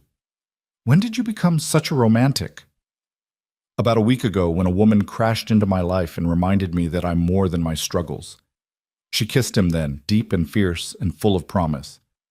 When they finally pulled apart, both breathing hard, she rested her forehead against his. "I have something for you," she said, pulling back slightly. "Wait here." She disappeared into another room and returned carrying an envelope. Inside were legal documents, and as Caleb read through them, his hand started shaking. "This is the deed to your house, signed over to you free and clear, and papers establishing a trust fund for Maya's education, separate from anything to do with us or our relationship. It's protected, untouchable, guaranteed to cover her college expenses regardless of what happens between you and me." Aurora watched his face carefully. "Before you protest, understand that this isn't about our relationship. This is me completing a transaction. You saved my life and my company. This is fair compensation, Caleb. Actually, it's probably not enough, but it's a start." "Aurora, I can't." "You can. You will." Her voice was firm. Because accepting help isn't weakness, and I need you to understand that just like you taught me that caring isn't weakness. We're both learning here, okay? Learning that it's okay to lean on people, to accept support, to believe that maybe we deserve good things. Caleb stared at the documents in his hands, at the words that meant security for his daughter, stability for the first time in 3 years.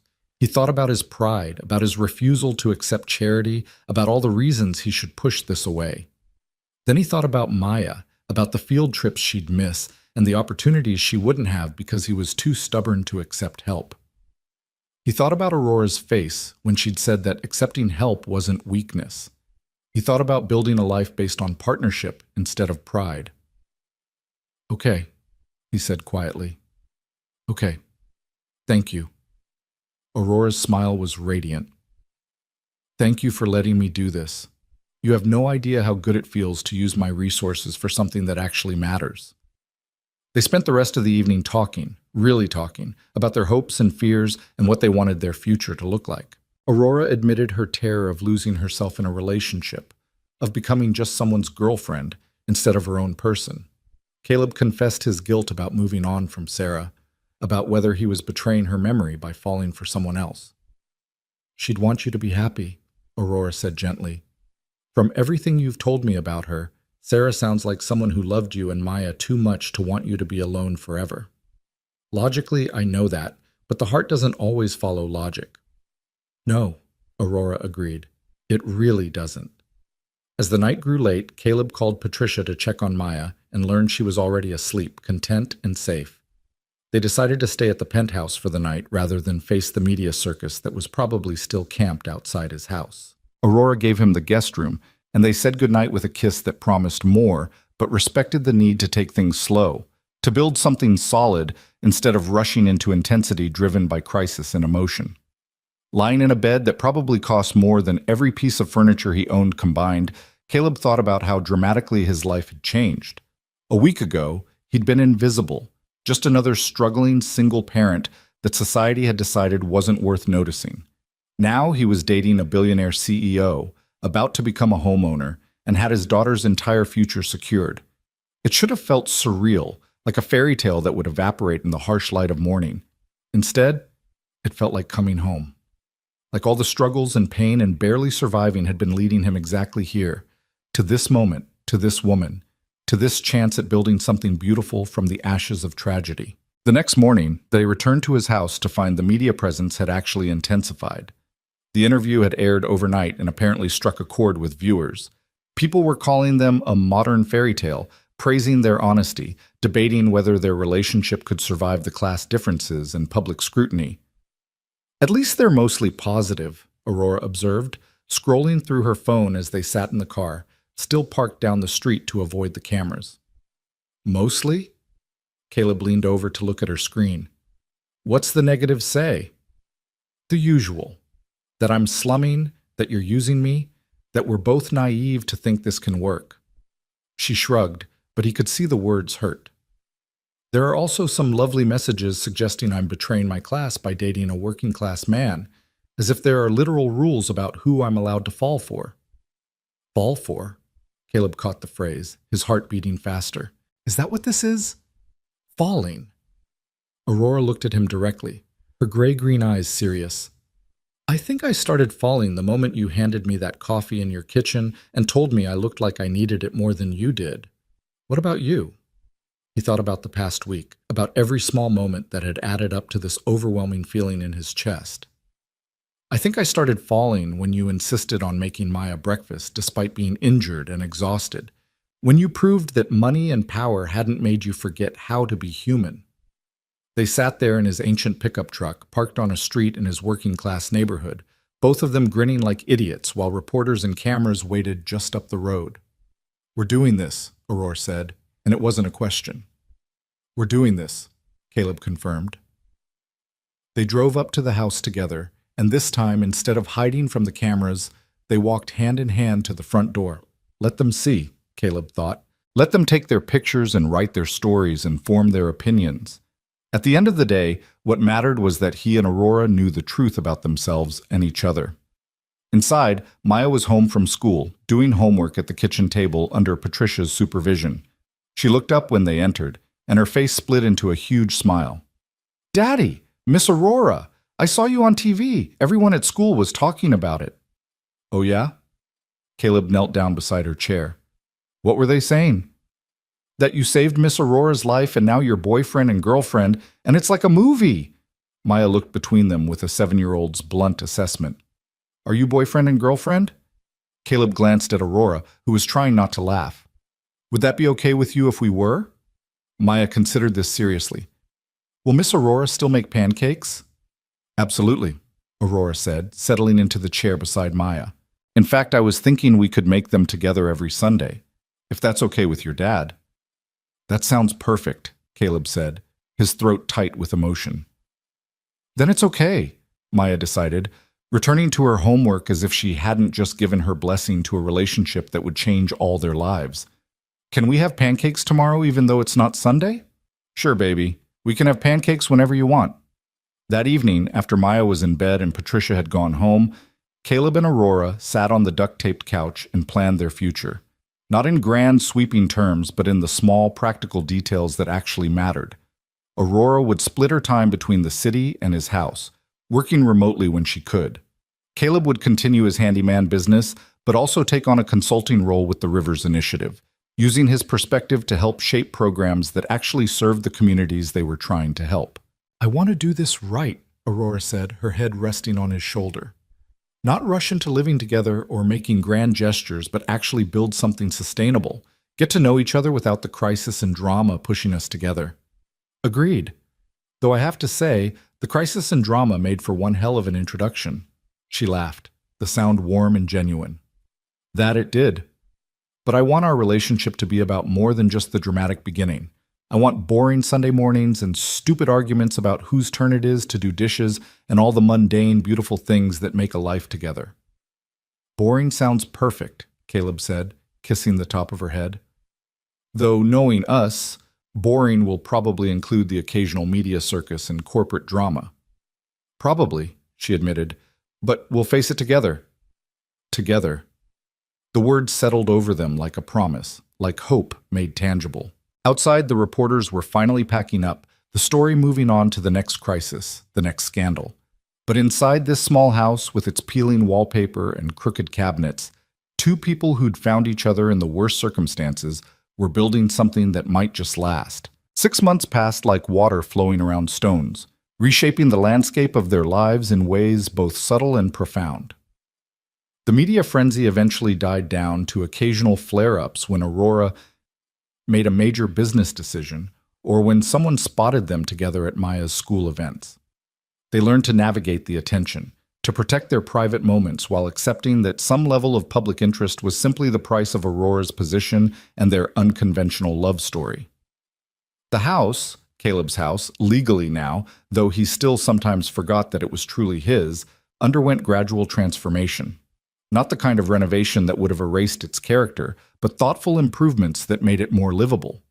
Aurora insisted on fixing the crooked cabinet, replacing the ancient water heater that had been on its last legs, updating the electrical system that made Caleb nervous every time Maya plugged something in. He'd fought her on each improvement until she pointed out that accepting help wasn't the same as losing independence.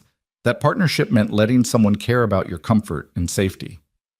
"Besides," she'd said with that small smile that still made his heart skip, "I spend half my time here now. Consider it a selfish investment in my own comfort." Maya thrived in ways that made Caleb's chest ache with gratitude. The financial security meant she could join the soccer team she'd been begging to play on, could go on field trips without him having to choose between her experiences and keeping the lights on. But more than the material changes, it was the emotional transformation that struck him most. His daughter had someone else to talk to learn from, to love. Aurora attended Maya's games and school performances, helped with homework, listened to endless stories about playground drama with the same attention she gave to billion-dollar business decisions. On a Saturday morning in late spring, Caleb woke to find Aurora already gone from beside him. She'd started staying in his room a few months ago after Maya had asked point-blank why Miss Aurora slept in the guest room when she was clearly Daddy's girlfriend, and girlfriends were supposed to share rooms. The logic of 7-year-olds was difficult to argue with. He found her in the kitchen with Maya, both of them flour-dusted and giggling over what appeared to be an attempt at homemade cinnamon rolls. The scene was so domestic, so perfectly normal, that for a moment he just stood in the doorway watching them, memorizing this moment of simple happiness. "Daddy," Maya spotted him. "We're making surprise breakfast, but you woke up too early and ruined the surprise." "My apologies," he said solemnly, moving into the kitchen to kiss the top of Maya's head, then Aurora's lips. "Should I go back to bed and pretend to be surprised later?" "Too late now," Aurora said, her eyes warm as she looked at him. "You'll just have to act amazed when these actually turn out edible." "I have complete faith in both of you." He poured himself coffee and settled at the table, content to watch them work. This was the life they'd built together over the past months. Not grand gestures or fairy tale moments, but quiet mornings and shared responsibilities and the steady accumulation of memories that made a family. The Rivers Initiative had launched 3 months ago to national attention and overwhelming response.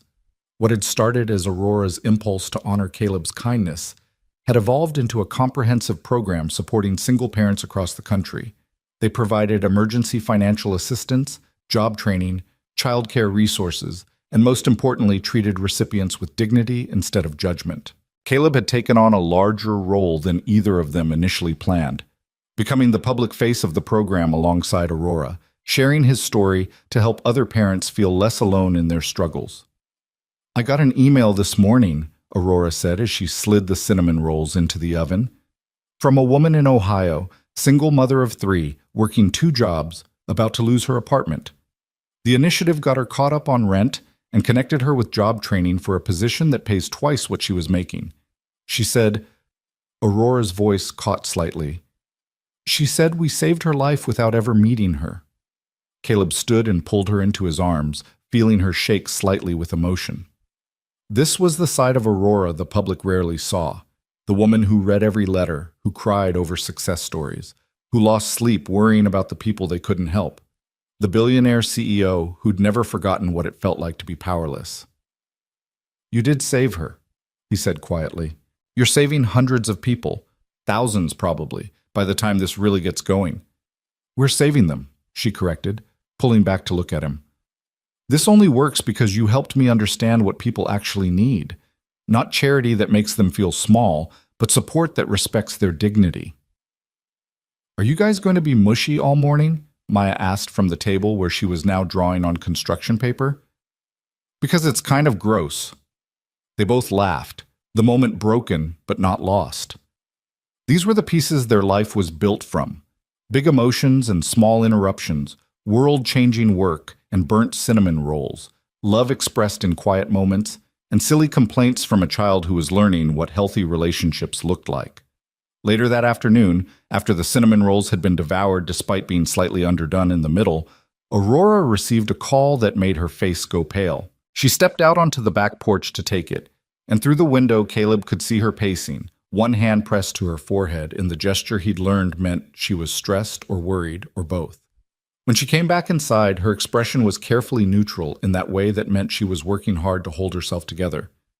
"That was Marcus," she said quietly. "There's a situation at one of our properties downtown, the building I've been fighting to preserve instead of selling to developers. There was a fire last night in one of the units. No one was hurt, but the building inspector went through this morning and found code violations. Serious ones. The whole building needs to be evacuated until repairs can be made." "How many families?" Caleb asked, already knowing this was going to be bad. 42 units. Most of them occupied by people who can barely afford the rent as it is. "If I evacuate them, where do they go?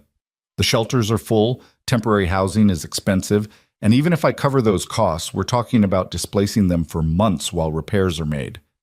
She sank into a chair, her usual composure cracking. "And the developers are going to use this. They'll say I'm a negligent landlord, that I let the building deteriorate, that this proves I can't handle property management. They'll push harder for me to sell, and the board is going to lose their minds."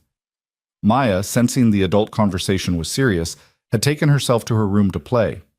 Caleb sat down across from Aurora and took her hands. "Okay," he said calmly. "Let's think through this. First question, what caused the fire? Faulty wiring in one of the older units. The building is from the 70s, and despite regular maintenance, some of the original electrical work is just past its safe lifespan.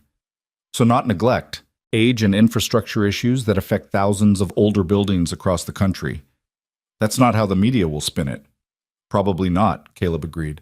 But here's what I know about you after 6 months. You don't make decisions based on how they'll be perceived. You make them based on what's right. So what's right here? Aurora was quiet for a long moment, thinking. What's right is making sure those families are safe and taken care of, finding them temporary housing, covering their expenses, making the repairs as quickly as possible, and probably renovating the entire building to prevent this from happening again. And how much will that cost? Millions. Probably tens of millions by the time it's all done. She looked at him, and he could see the calculation happening behind her eyes. The board will fight me on this. They'll say it's throwing good money after bad, that we should just sell the building and let it become someone else's problem. But that's not what you're going to do. No. Her voice was firm now, decided. Those families trusted me to provide safe housing. I'm not going to abandon them just because it's expensive or politically difficult. Then let's figure out how to make it work. What followed were 3 intense days of planning and execution that reminded Caleb why Aurora Lane was a billionaire CEO. She moved with precision and determination, coordinating temporary housing for all 42 families, arranging moving services, covering deposits and rent for however long repairs took. She hired the best contractors money could buy and had them working around the clock to assess and plan the renovation. She personally called each tenant to explain the situation and assure them they weren't being displaced permanently. Caleb watched her work and fell a little more in love with every phone call, every decision that prioritized people over profits. When she finally collapsed on his couch at midnight on the 3rd day, exhausted and running on coffee and sheer determination, he brought her tea and sat beside her. The board called an emergency meeting for tomorrow, she said, her voice hoarse from hours of phone calls. Davidson is back, apparently, recovered from his last attempt to overthrow me and ready to try again. He's going to argue that this situation proves I'm financially reckless, that I'm letting emotional decisions bankrupt the company. Are you? She laughed without humor. Financially, selling that building makes more sense. The developers are offering twice what it's worth, and the renovation will eat up most of that profit anyway. But it's not about the money. It's about the precedent. If I sell that building, every other property I own becomes a target. Every family living in Lane Industries housing will wonder if they're next. I can't let that happen. So don't. It might cost me the company this time, Aurora said quietly. Davidson has been building alliances, convincing board members that I'm a liability. If he gets enough votes tomorrow, then we'll deal with it. Caleb shifted so she was leaning against him, her head on his shoulder. But I've seen you face down a hostile board before. You won then. You'll win now. I had surprise and evidence of corruption on my side then. Now I just have expensive principals and a balance sheet that's going to look terrible for the next quarter. You also have something else you didn't have last time. What's that? Me. He kissed the top of her head. And Maya. And an entire community of people whose lives you've changed. The families in that building, the single parents the initiative has helped, the employees who respect you because you treat them like humans instead of resources. You're not alone in this fight anymore, Aurora. That has to count for something. She tilted her head to look up at him, and in her eyes he saw exhaustion and fear, but also hope. Will you come with me tomorrow? To the meeting? Do you even have to ask? The boardroom looked exactly the same as it had 6 months ago, but everything else had changed.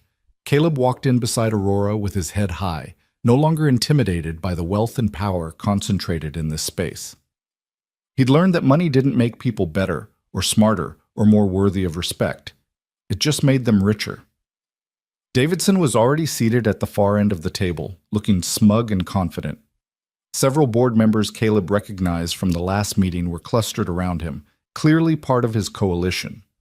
But there were others scattered around the table who watched Aurora enter with expressions ranging from curious to supportive. Aurora, Davidson said, his voice dripping with false concern. Thank you for joining us. I know this week has been difficult with the situation at the Riverside building. Cut the pleasantries, Davidson. Aurora took her seat at the head of the table, and Caleb stood slightly behind her, a silent show of support. You called this meeting to challenge my handling of the fire and subsequent evacuation. So, let's get to it. Davidson smiled, and it reminded Caleb of a snake. Very well. The board has concerns about your decision to evacuate an entire building and fund temporary housing for all residents at company expense. While we appreciate your, he paused delicately, humanitarian instincts, the fact is this decision will cost the company approximately $15 million in the short term, with renovation costs potentially reaching $30 million. Those figures are accurate, Aurora confirmed, and you made this decision unilaterally, without board approval or consultation. I made it within my authority as CEO to handle emergency situations that require immediate action. The building had serious code violations. Leaving people in unsafe housing while we debated the financial implications would have been negligent and potentially criminal. But the long-term financial impact is manageable and justified, Aurora interrupted, pulling up a presentation on the screen behind her. Let me show you what $30 million in renovation actually buys us. A fully modernized building that will serve families safely for the next 50 years. Updated electrical, plumbing, HVAC systems that will reduce maintenance costs by 40%. Energy-efficient improvements that will lower utility costs for residents and reduce our carbon footprint. And most importantly, loyalty and goodwill that money can't buy. She clicked to the next slide, which showed testimonials from residents of the Riverside building, photos of families, children, elderly couples who'd lived there for decades. These are our tenants, Aurora continued. Real people whose lives depend on our decisions. When news broke about the evacuation, do you know what happened? 300 current and former residents showed up to volunteer. They helped their neighbors move, offered spare rooms, donated furniture and supplies. The local news covered it as a story about community resilience. Lane Industries has received more positive press in the past week than we've had in years. That's lovely. Moreau, who'd apparently also survived her last attempt at overthrowing Aurora, said acidly. But sentiment doesn't pay dividends. Actually, it does. Aurora clicked to another slide showing market analysis. Our stock price has increased 12% since the fire, specifically because investors appreciate companies with strong values and community engagement. ESG investing is the fastest growing sector in finance, and we're positioned perfectly to capitalize on that trend. This renovation isn't a liability. It's an investment in our brand and our future. Caleb watched the board members' faces as Aurora systematically dismantled every argument against her decision. This was the woman he'd fallen in love with, brilliant and passionate, using her power not to crush people but to protect them, proving that doing the right thing and doing good business weren't mutually exclusive. Furthermore, Aurora continued, her voice gaining strength, I've secured agreements with 3 major foundations to partially fund the renovation through grants for sustainable housing initiatives. The actual cost to the company will be closer to $18 million, not $30, and I've negotiated with the contractors to hire residents of the building for much of the renovation work, providing jobs and skills training while keeping costs down. You've been busy, Davidson said, but his confidence was clearly shaken. I have, because unlike you, I see challenges as opportunities to prove our values, not excuses to abandon them. Aurora leaned forward, her eyes hard. Now, let's talk about what you're really angry about. The Morrison development deal that you and your associates stood to profit from. The one I refused to approve 6 months ago. That's relevant, because this isn't about the Riverside building at all, is it? This is about you being furious that I won't let you turn this company into a machine for extracting wealth from vulnerable communities. You want me gone so you can approve deals that benefit you personally while harming the people we're supposed to serve. Davidson's face went red. That's a baseless accusation, is it? Aurora clicked to another slide, and Caleb recognized the same documents she'd used 6 months ago, updated with new information. These are communications between you and Morrison Development from the past month. Emails discussing how my removal would clear the path for renewed negotiations. Text messages about your promised consulting fees once the deal goes through. I'd call that pretty solid evidence of your motivations. The room erupted in angry voices. Board members demanding explanations, Davidson shouting denials, Moreau frantically typing on her phone. Through it all, Aurora sat calmly, letting the chaos unfold around her. Finally, Chen, the older board member who'd supported Aurora last time, stood up, and her voice cut through the noise. "Enough! I've heard enough!" She looked around the table, making eye contact with each board member. "I've served on this board for 20 years since Aurora's parents first took the company public. I've watched Aurora build this company into something that actually matters, that actually helps people. And I've watched certain members of this board try repeatedly to undermine her because she won't compromise her values for short-term profits." She turned to face Davidson directly. "I move that we not only reject this attempt to question Aurora's leadership, but that we also open an investigation into your communications with Morrison Development and any other potential conflicts of interest. And I further move that board members found to have violated their fiduciary duty be removed and potentially face legal action." "I second that motion," another board member said immediately, then other. The vote wasn't even close. Davidson and Moreau were outvoted by a margin that made it clear just how isolated their position had become. As they gathered their things to leave, Davidson paused beside Aurora's chair. "This isn't over," he said quietly, but there was defeat in his voice. "Yes," Aurora replied calmly. "It is. You're done, Davidson, and frankly, it's long overdue." After the board meeting concluded and the room had cleared except for a few members who stayed to congratulate Aurora, Caleb watched her deflate slightly, the armor of the CEO sliding away to reveal the exhausted woman underneath. "Come on," he said gently, taking her hand. "Let's go home." On the drive back, in Caleb's truck this time, because Aurora had admitted she found something comforting about the rattling engine and cracked seats, they were mostly quiet, both processing the intensity of the past few days. "I keep thinking about something you said," Aurora finally spoke as they neared his neighborhood, "about how I'm not alone anymore, that I have people fighting alongside me. It's true. I've spent so long believing that success meant being self-sufficient, not needing anyone, having all the answers." She looked at him, and there were tears in her eyes. "But that's not strength. That's just isolation disguised as independence."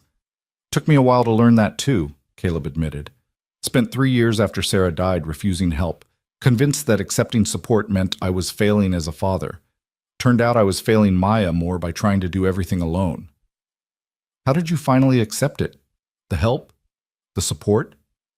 He thought about that morning 6 months ago when he'd woken to find Aurora in his kitchen, wearing his shirt, offering him coffee, and changing his life.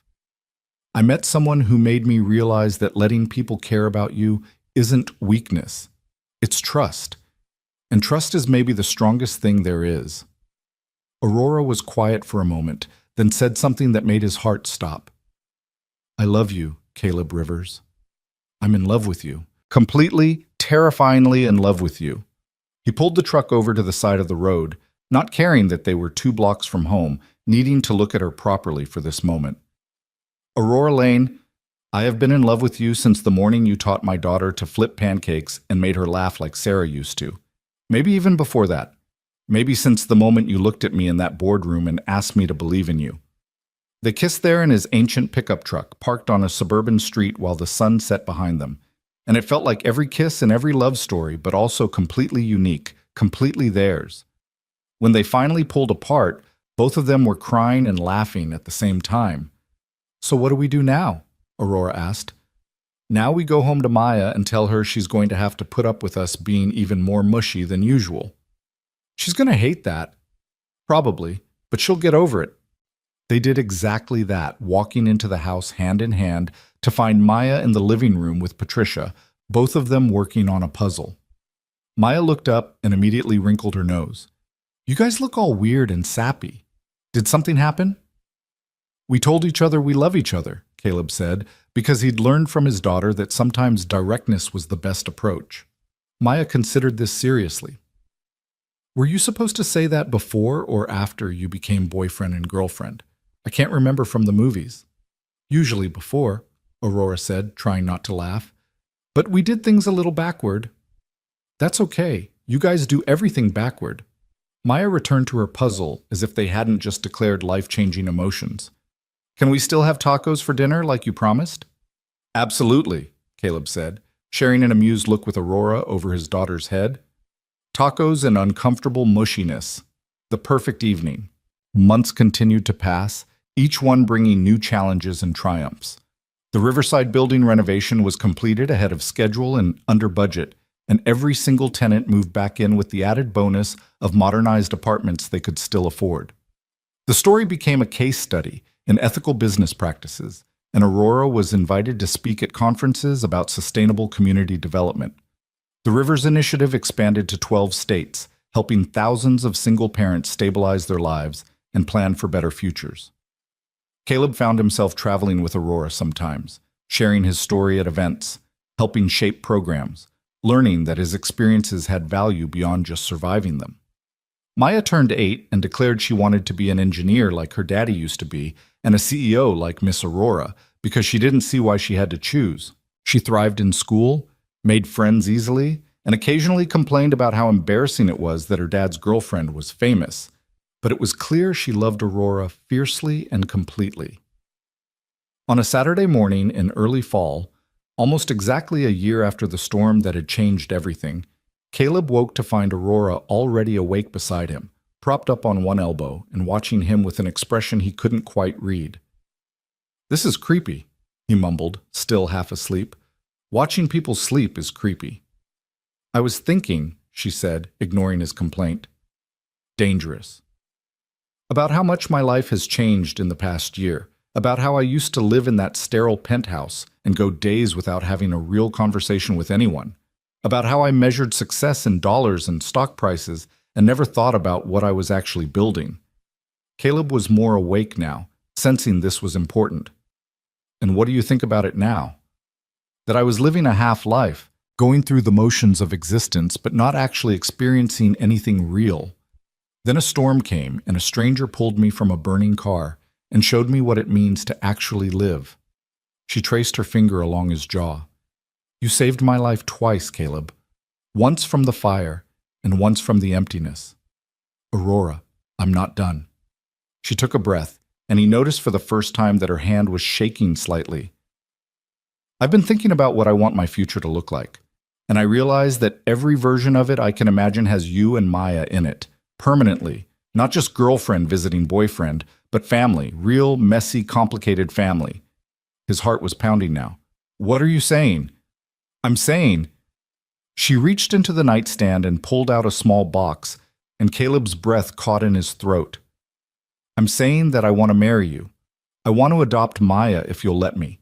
I want to make this thing we've built official and permanent and real. I want to wake up every morning for the rest of my life in this house, with its fixed but still slightly crooked cabinets, and know that I'm exactly where I'm supposed to be."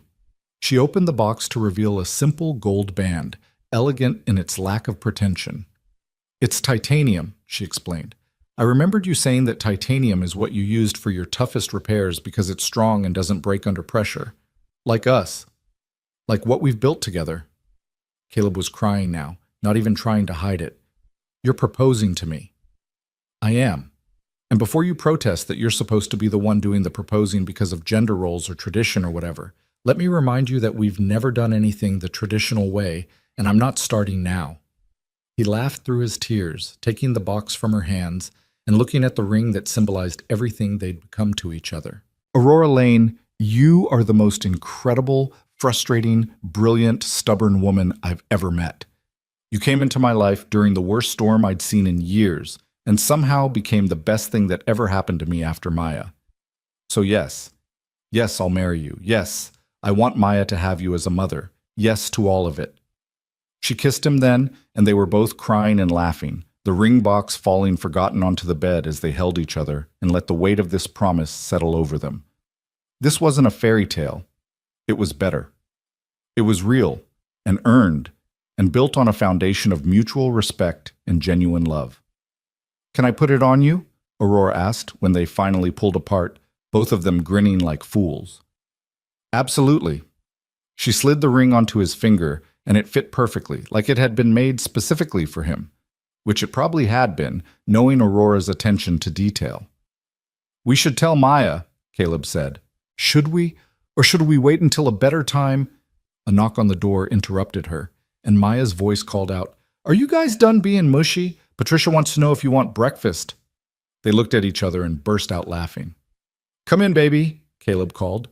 Maya entered, still in her pajamas, and immediately zeroed in on Caleb's hand. "What's that ring? Did you get married without telling me?" "Not yet," Aurora said, "but I asked your dad to marry me, and he said yes. How do you feel about that?"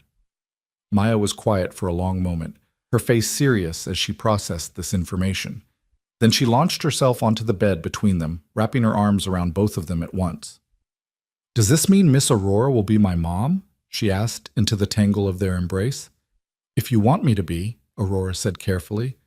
"I know I can never replace your mom, and I'm not trying to, but I love you very much, and I'd be honored to be your parent alongside your dad." Maya pulled back to look at Aurora directly. "My mom died when I was little, so I don't remember her much. But Daddy talks about her sometimes, and she sounds like she was really nice. I think she'd like you. I think she'd be happy that you make Daddy smile again." Now all three of them were crying, holding each other in a messy pile of emotions and love and the beautiful complexity of blended families built from loss and hope. "So yes," Maya said firmly, "you can be my mom, but I still get to call you Miss Aurora sometimes because I like how it sounds." "Deal," Aurora managed through her tears. Patricia appeared in the doorway, took in the scene, and smiled knowingly. "I'll make extra pancakes," she said, and quietly closed the door. The wedding happened 3 months later in early winter, small and intimate in the backyard of the house that had become the foundation of their family. They debated having a big ceremony. Aurora's position meant they could have invited hundreds of people, had it covered by magazines, made it an event. But in the end, they decided that this moment was theirs, not the world's. The guest list was limited to the people who actually mattered. Maya, of course, standing between them as they exchanged vows, wearing a dress she'd picked out herself and looking impossibly grown up. Patricia, who'd become more family than employee over the past year. Marcus and a few other colleagues from Lane Industries who'd proven themselves genuine friends. Mrs. Chen from next door, who'd supported Caleb through the hardest years of his life. A handful of residents from the Riverside building, representing the community that had brought them together. And Chen, the board member who'd stood by Aurora through every challenge, serving as witness to the promises they made. They wrote their own vows, and when it was Caleb's turn to speak, he looked at Aurora standing across from him in a simple white dress, no designer label or couture, just elegant and perfect and his. "Aurora, a year ago I was a man who'd forgotten how to hope, who'd convinced himself that survival was the same as living, that keeping my head above water was the best I could expect from life. Then you crashed into my world, literally, and reminded me that kindness matters, that people can change, that love can grow in the most unlikely circumstances." He squeezed her hands. "You saw me when I felt invisible. You valued me when I felt worthless. You loved me when I'd forgotten I was worthy of love. And you've given Maya something I couldn't give her alone, a complete family, with 2 parents who love her fiercely and will never stop fighting for her future." He had to pause, emotion overwhelming him. Maya reached up and squeezed his arm encouragingly. "I promise to stand beside you in every battle, to believe in you when you doubt yourself, to remind you that you're more than your success or your company or your wealth. I promise to be your partner in building a life that matters, to support your dreams while pursuing my own, to love you on the hard days as much as the easy ones. I promise to be worthy of the trust you placed in me that morning when you stood in my kitchen and asked me to fight alongside you." Aurora was crying openly now, not caring who saw, and when it was her turn to speak, her voice shook but didn't break. "Caleb, you saved my life. But more than that, you gave me a reason to value that life beyond money or power or corporate achievement. You taught me that strength comes from vulnerability, that leadership means service, that success without humanity is just an expensive form of failure." She smiled through her tears. "You and Maya took a woman who'd forgotten how to be anything except a CEO and reminded her that she could also be a partner, a parent, a person. You gave me a home, not just a house, but a place where I belong, where I'm loved for who I am instead of what I can provide." She looked down at Maya, including her in the vows. "I promise to honor the memory of the mother Maya lost while trying to be the mother she needs now. I promise to build a family with you based on respect and partnership and the understanding that we're stronger together than apart. I promise to use my resources and influence to make the world better for people like you were a year ago, struggling, overlooked, deserving of so much more than they were given. Looking back at Caleb, she finished, I promise to love you and Maya with everything I have, in the boring moments and the dramatic ones, in poverty and in wealth, though hopefully more the latter because the poverty thing looks really difficult. I promise to be your partner in every sense of the word for as long as we both shall live. The officiant pronounced them married, and when Caleb kissed his wife, Maya cheered and the small crowd applauded, and somewhere in the universe, he liked to think Sarah was smiling, happy that her daughter would grow up loved and her husband had found joy again. The reception was held in the house, spilling out into the backyard where they'd set up tables and lights. Aurora had insisted on catering from the local diner instead of some fancy service, and they served comfort food and pie and the best coffee in town. People mingled and laughed, and for a few hours the CEO and the handyman were just a couple celebrating their marriage with the people they loved. Later, after most of the guests had left and Maya had fallen asleep on the couch, wrapped in Patricia's arms, Caleb and Aurora stood in the backyard looking up at the stars. The night was clear and cold, their breath visible in the air, and they stood close together for warmth. We did it, Aurora said softly. Built something real out of chaos. We did, Caleb agreed. Though I'm pretty sure this is just the beginning. Marriage is supposed to be when things get complicated. More complicated than pulling me from a burning car and then fighting off a corporate coup? Fair point. Maybe we've already handled the complicated part. She laughed, the sound carrying in the quiet night. I love you, Caleb Rivers, my husband. Even the word sounds strange and wonderful. I love you too, Aurora Rivers. He grinned at her surprised expression. What? You thought I'd let you keep being Aurora Lane? You asked me to marry you and you're wearing my ring. I get to claim you as a Rivers too. Aurora Lane Rivers, she said, testing out the name. I like it. Keeps my professional identity while claiming my personal one. Hyphenate away. As long as you're mine, I don't care what you call yourself. They stood there until the cold drove them inside, where they found Maya had woken up just enough to demand they all sleep in one bed because families should be together. So they did. All three of them piled into the master bedroom, Maya between them, and fell asleep as a family for the first time officially, though it had felt true for months already. The years that followed brought their share of challenges. Aurora faced more boardroom battles, though none as dramatic as those first attempts to remove her. The Rivers Initiative grew beyond anything they'd initially imagined, eventually operating in all 50 states and helping tens of thousands of families. Caleb finished his engineering degree, working online while still running his handyman business, eventually joining Lane Industries in a role developing sustainable housing solutions. Maya grew up loved and secure, never doubting that she mattered or that both her parents would move mountains for her. She knew the story of how they met, the storm and the fire and the kiss in the living room, and she told anyone who would listen that her family was basically a movie come to life. On the 5-year anniversary of the night Aurora crashed into their lives, Caleb and Aurora stood in that same backyard, watching Maya, now 12 and already taller than Aurora, kick a soccer ball around with friends from school. The house had been expanded slightly, given a second bathroom and a proper home office for Aurora, but they'd kept its essential character. This was still the place where they'd built their family, where impossible things had become real. Do you ever regret it? Caleb asked, pulling Aurora close. The life you gave up? The penthouse? The prestige? The image of the untouchable billionaire CEO? Never, Aurora said, without hesitation. I gave up an illusion for reality, a performance for genuine life. I'd make the same choice 1,000 times over. Even when Maya's being a difficult preteen and I'm grumpy because I stayed up too late working on a project? Especially then. Because even the hard parts are real.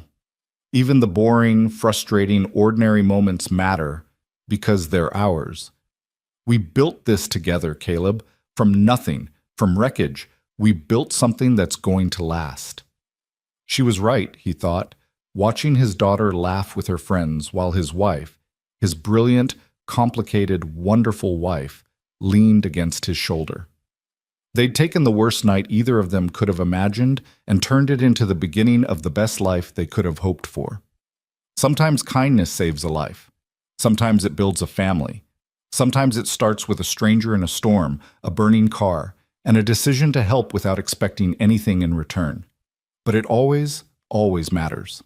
Every small act of decency, every moment of seeing someone else's humanity, every choice to care when it would be easier not to, they all ripple outward in ways you can't predict or control. Caleb had pulled a dying woman from a wreck not knowing she was a billionaire, not knowing she would fall in love with him, not knowing she would become his daughter's mother and his partner in every sense of the word. He'd just seen someone who needed help and helped them. And somehow, impossibly, that simple act had changed everything. As the sun set over their backyard and Maya's laughter rang out, and Aurora smiled against his shoulder, Caleb thought about all the small choices that had led them here.